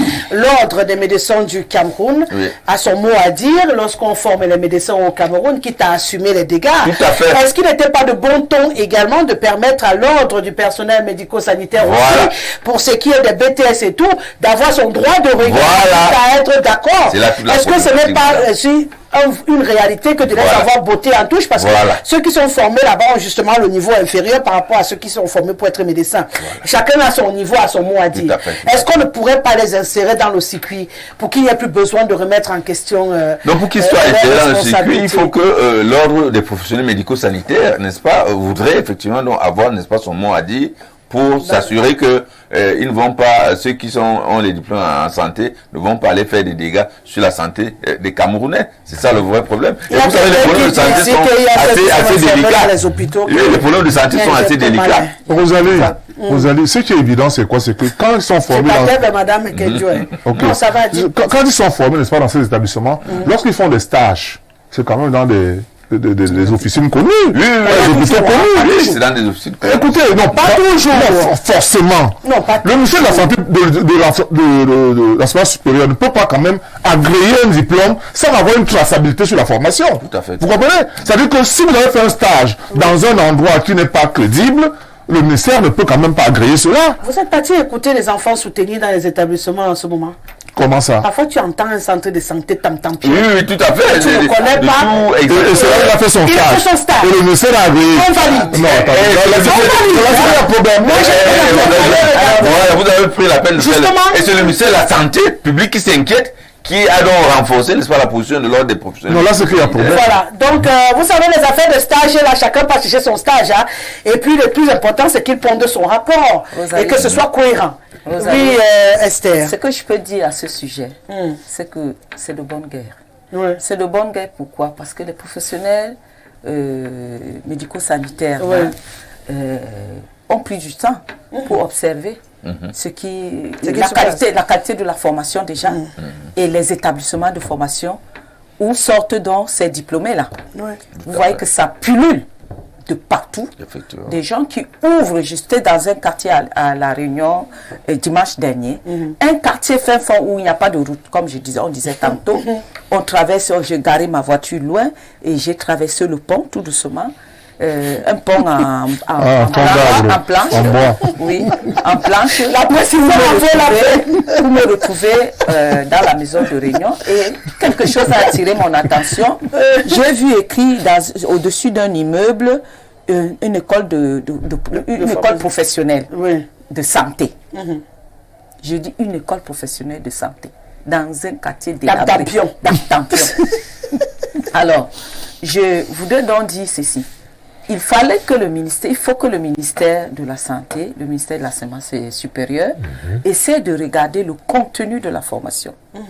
Quand on sort avec un BTS en santé, il faut qu'on sache, c'est un BTS en santé de quoi? C'est pour travailler sur les humains ou bien pour l'administration? Parce qu'il y a l'administration santé, il y a l'administration santé, il y a aussi les humains, là, traiter les personnes. Ils sont pour piquer. Alors, on veut savoir, les professionnels médico-sanitaires qui se plaignent là, ils ont peut-être raison. Ils ont peut-être remarqué que ce sont des gens qu'on ne doit pas envoyer dans les hôpitaux, soigner et traiter les malades. Ils n'ont pas qualité. Et autre chose que je voulais souligner ici, le gouvernement, encore une fois, a jeté l'éponge. Pourquoi est-ce que le professionnel sanitaire de aide-soignante jusqu'à HND, BTS, c'est dans les écoles privées, dans les centres de formation privés? Pourquoi? Je crois que l'ENAM à l'époque formait des administrateurs de la santé. C'était des administrateurs de la santé qui avaient pour cahier de charge d'administrer la santé, mais pas de travailler sur les malades. Voilà, de sortir une politique de gestion santé publique. Mais aujourd'hui, même l'IDE, même aide-soignant, infirmier, breveté et tout ça là, c'est beaucoup plus dans les centres de formation privés que les gars sortent de là. Maintenant, pour travailler, ils vont aller travailler toujours dans les centres privés. Je ne crois pas qu'on les recrute dans les hôpitaux. Pour travailler dans les hôpitaux publics, il faut être intégré. On lancé l'intégration au personnel sanitaire. Il y a 10 000 au départ et c'est 20 ou 30. C'est désormais par concours de toute façon. Comment on peut lancer un concours de recrutement et 10 000 postulent et à l'arrivée on trouve 20 ou 30 qu'on a retenus? C'est pour dire quoi? C'est pour dire que même le gouvernement n'est pas en train de faire son travail. Il y a un manque de personnel dans les hôpitaux. Et autre chose, il n'y a même pas des hôpitaux. Allez dans les coins reculés, il n'y a même pas des hôpitaux. On va même les recruter pour les envoyer où? Allez au nord, au Grand Nord, là où sont mon frère, monsieur Odondo, Sa Majesté. Il n'y a pas des hôpitaux là-bas. Et quand il y en a même 4 murs, il n'y a rien à l'intérieur. Il n'y a rien dedans. Alors c'est pour les envoyer où? Le gouvernement ne recrute pas le personnel sanitaire. Et tous ces gens qui sont 30 000 qui sont sur la liste, Ils sont en train de demander de travailler. On va les recruter dans des centres de santé qui sont au quartier, qui ouvrent les ventres des femmes. Tout le monde, tu as le mal de tête, on t'ouvre le ventre. Tu as le mal au bras, on t'ouvre le ventre. Vous voyez, juste pour chercher de l'argent. Erreur professionnelle directe. L'ordre des professionnels de la santé dit d'annuler parce qu'ils ont remarqué quelque chose, ça ne va pas. Ce sont des gens qui proposent peut-être qu'ils ne peuvent pas demander l'annulation sans proposer. Bon, ça c'est bien proposé. Qu'est-ce qu'on fait de tous ces jeunes qui veulent se faire former? Ce sont des gens qui sont sortis, ils veulent devenir tout de suite riches avec... vous allez pour un mal de tête, Rosalie, dans un centre de santé. On vous dit que c'est dans le ventre que votre mal de tête provient. C'est dans le ventre et que vous avez quelque chose qu'il faut opérer. Tout simplement parce qu'on veut se faire de l'argent. Et à la suite, après 3-4 opérations, il y a ces 98% de décès. Je vous accorde encore 2 secondes. Qu'est-ce qu'on pourrait faire donc pour ne pas totalement perdre ces jeunes qui doivent se faire former dans le privé et réussir à concilier un tout petit peu le regard de l'ordre des professionnels de ce métier? J'ai dit à l'entame de mes propos que le gouvernement doit essayer de regarder ce qui se trouve dans leur formation. C'est vrai que cela est arrêté par le ministère. C'est vrai que c'est les médecins qui vont à leur soutenance et les diplômes sont donnés par l'administration supérieure, mais est-ce ils font des contrôles? Il faut regarder la formation, il faut regarder le canevas de formation, il faut regarder la qualité. Dans les écoles étatiques de santé, on n'entre pas concours, mais dans ces écoles-là, est-ce qu'on n'entre pas concours? Par argent. On n'entre pas par concours. Tu as un feignant à la maison qui t'embête, tu l'envoies là-bas, il suffit que tu payes de l'argent. C'est que tu payes. Parce que la demande est forte. Tout à l'heure, la demande en santé publique est forte. Et je crois que la libéralisation de la vie économique a fait en sorte que les IPS puissent exister et que maintenant, il faut juste que la qualification soit complète. C'est la raison pour laquelle nous sommes d'accord que l'ordre des professionnels médico-sanitaires doit intervenir parce qu'il propose que, au lieu par exemple de faire 2 ans, peut-être qu'en BTS, BTS de santé, on peut faire 3 ans, mais toujours est-il que 3 ans, voilà. Il faut dans tous les cas que l'ordre des professionnels médico-sanitaires puisse intervenir pour ne pas que... mais on ne le fait pas. Mais sincèrement, qu'on en soit à ce débat au Cameroun, c'est quand même un problème. Avant même de commencer avec une formation sur les questions de santé publique, le ministère quand même devait prendre des dispositions en amont. Qu'on soit aujourd'hui, n'est-ce pas, en train de discréditer les diplômes des enfants au Cameroun, non, c'est quand même un problème. Et l'homme des médecins est silencieux. Je n'entends pas beaucoup l'homme des médecins. Parce que moi, je pense quand même que c'est eux qui devaient en réalité trancher, n'est-ce pas, sur ce débat-là. Attendons, la polémique vient de démarrer, je suis d'accord, Thomas. Mais je pense que on a tellement crié sur le privé, et même dans le public, est-ce qu'ils sont à la pointe de la formation? Pourquoi nos gouvernants ont une tendance à aller de l'autre côté pour se faire soigner? That is the question.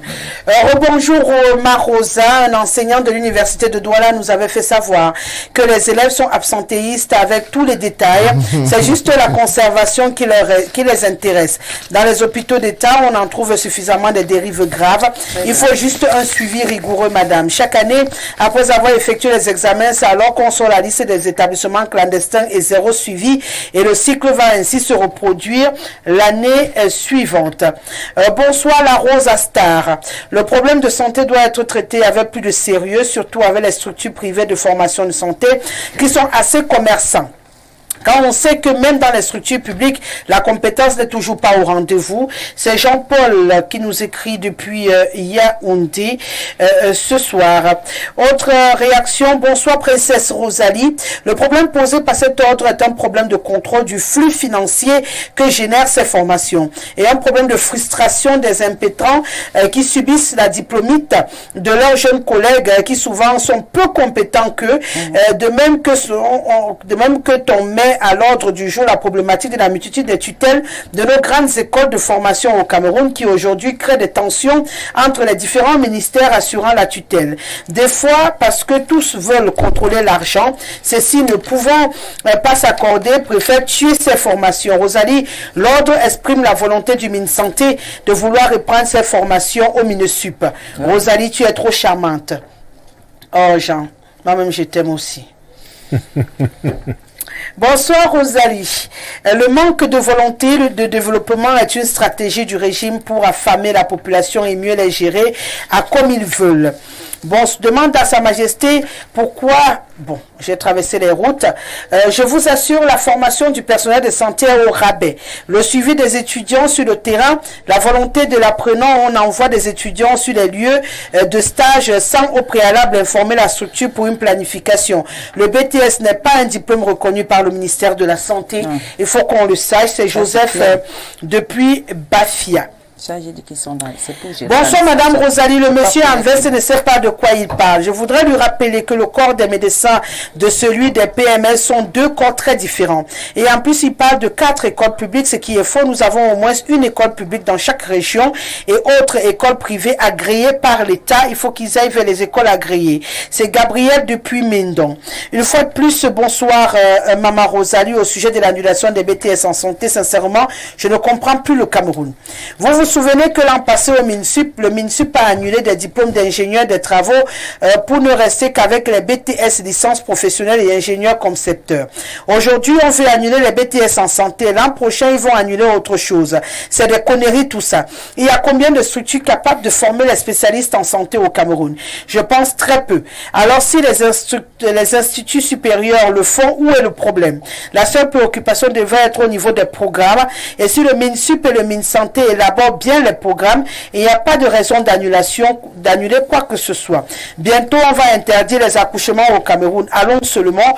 Jean-Bruno Fanoyen qui nous écrit: bonsoir, les établissements privés d'enseignement dans le secteur de la santé sont mieux équipés que ceux du public. Bien plus, les enseignants du secteur privé sont plus motivés et dévoués que les indolents fonctionnaires absentéistes et corrompus du public. Je suis Nteke Joseph depuis Essos à Yaoundé. Bonsoir, chers panélistes. Je crois que lui veut nous ramener en arrière avec Nganou Djoumessi. Bonsoir, s'il vous plaît. La formation IDE n'est pas vraiment facile. Mon frère, est-ce que c'est ça notre débat aujourd'hui, si c'est facile ou pas? Bonsoir, infirmier égal à 3 ans de formation après le bac. Angèle depuis Odia.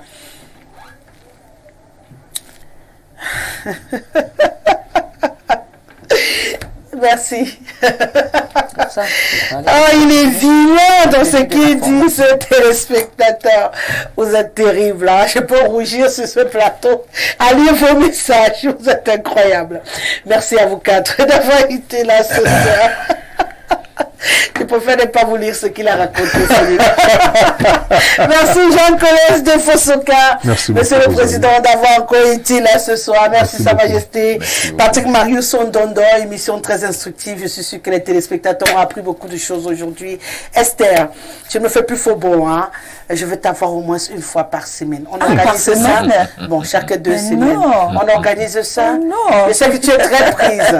Mais chaque fois que j'étais, moi, pas par semaine. On fait le pari. 2. On en discute après. On va négocier ça. D'accord. Il faut qu'on négocie. J'aime t'avoir sur ce plateau parce que tu me tiens la dragée pour ta messieurs et j'ai besoin de femmes comme toi. Merci. Ça me fait plaisir. Merci d'avoir encore été là ce soir. Merci beaucoup. Mon cher Thomas Massok, la grande j'ai réussi à te sortir de tes chantiers encore ce soir. Tout à fait, je dis merci. Et puis les petits jaloutons du grand forum du grand soir vont maigrir. Ils vont maigrir. Merci d'avoir été merci là. Beaucoup, Rosalie. Allez Ismaël, on a été ensemble, toujours derrière les caméras. On sera encore là demain, lorsqu'il sera 17h. Je remercie Guy Fernand qui a mixé cette émission ce soir. Je fais également un clin d'œil à Jean-Martin Kemfa qui a supervisé. Ah, Anissé, oh sorry, c'est qu'en avant, Anissé, il y avait Guy Fernand. Anissé, mon bébé, sorry. Anissé Nomo, c'est lui qui était bien installé derrière la machine de mixage vidéo. Jean-Martin Kemfa qui a supervisé sur le plan technique. Bien entendu, on s'incline devant Monsieur Dieudonné Van. On rappelle aux téléspectateurs qu'il faut sortir couvert. Le dehors n'est pas très bien. Le journal en anglais avec le Dialé à 19h, Karine Como à 20h. Nous sommes mardi, Hermine Louga avec Game of Thrones, nos débats en langue de Shakespeare à 21h. Quant à moi, je vous dis à demain 17h. Allez, bon suite de programme sur nos antennes.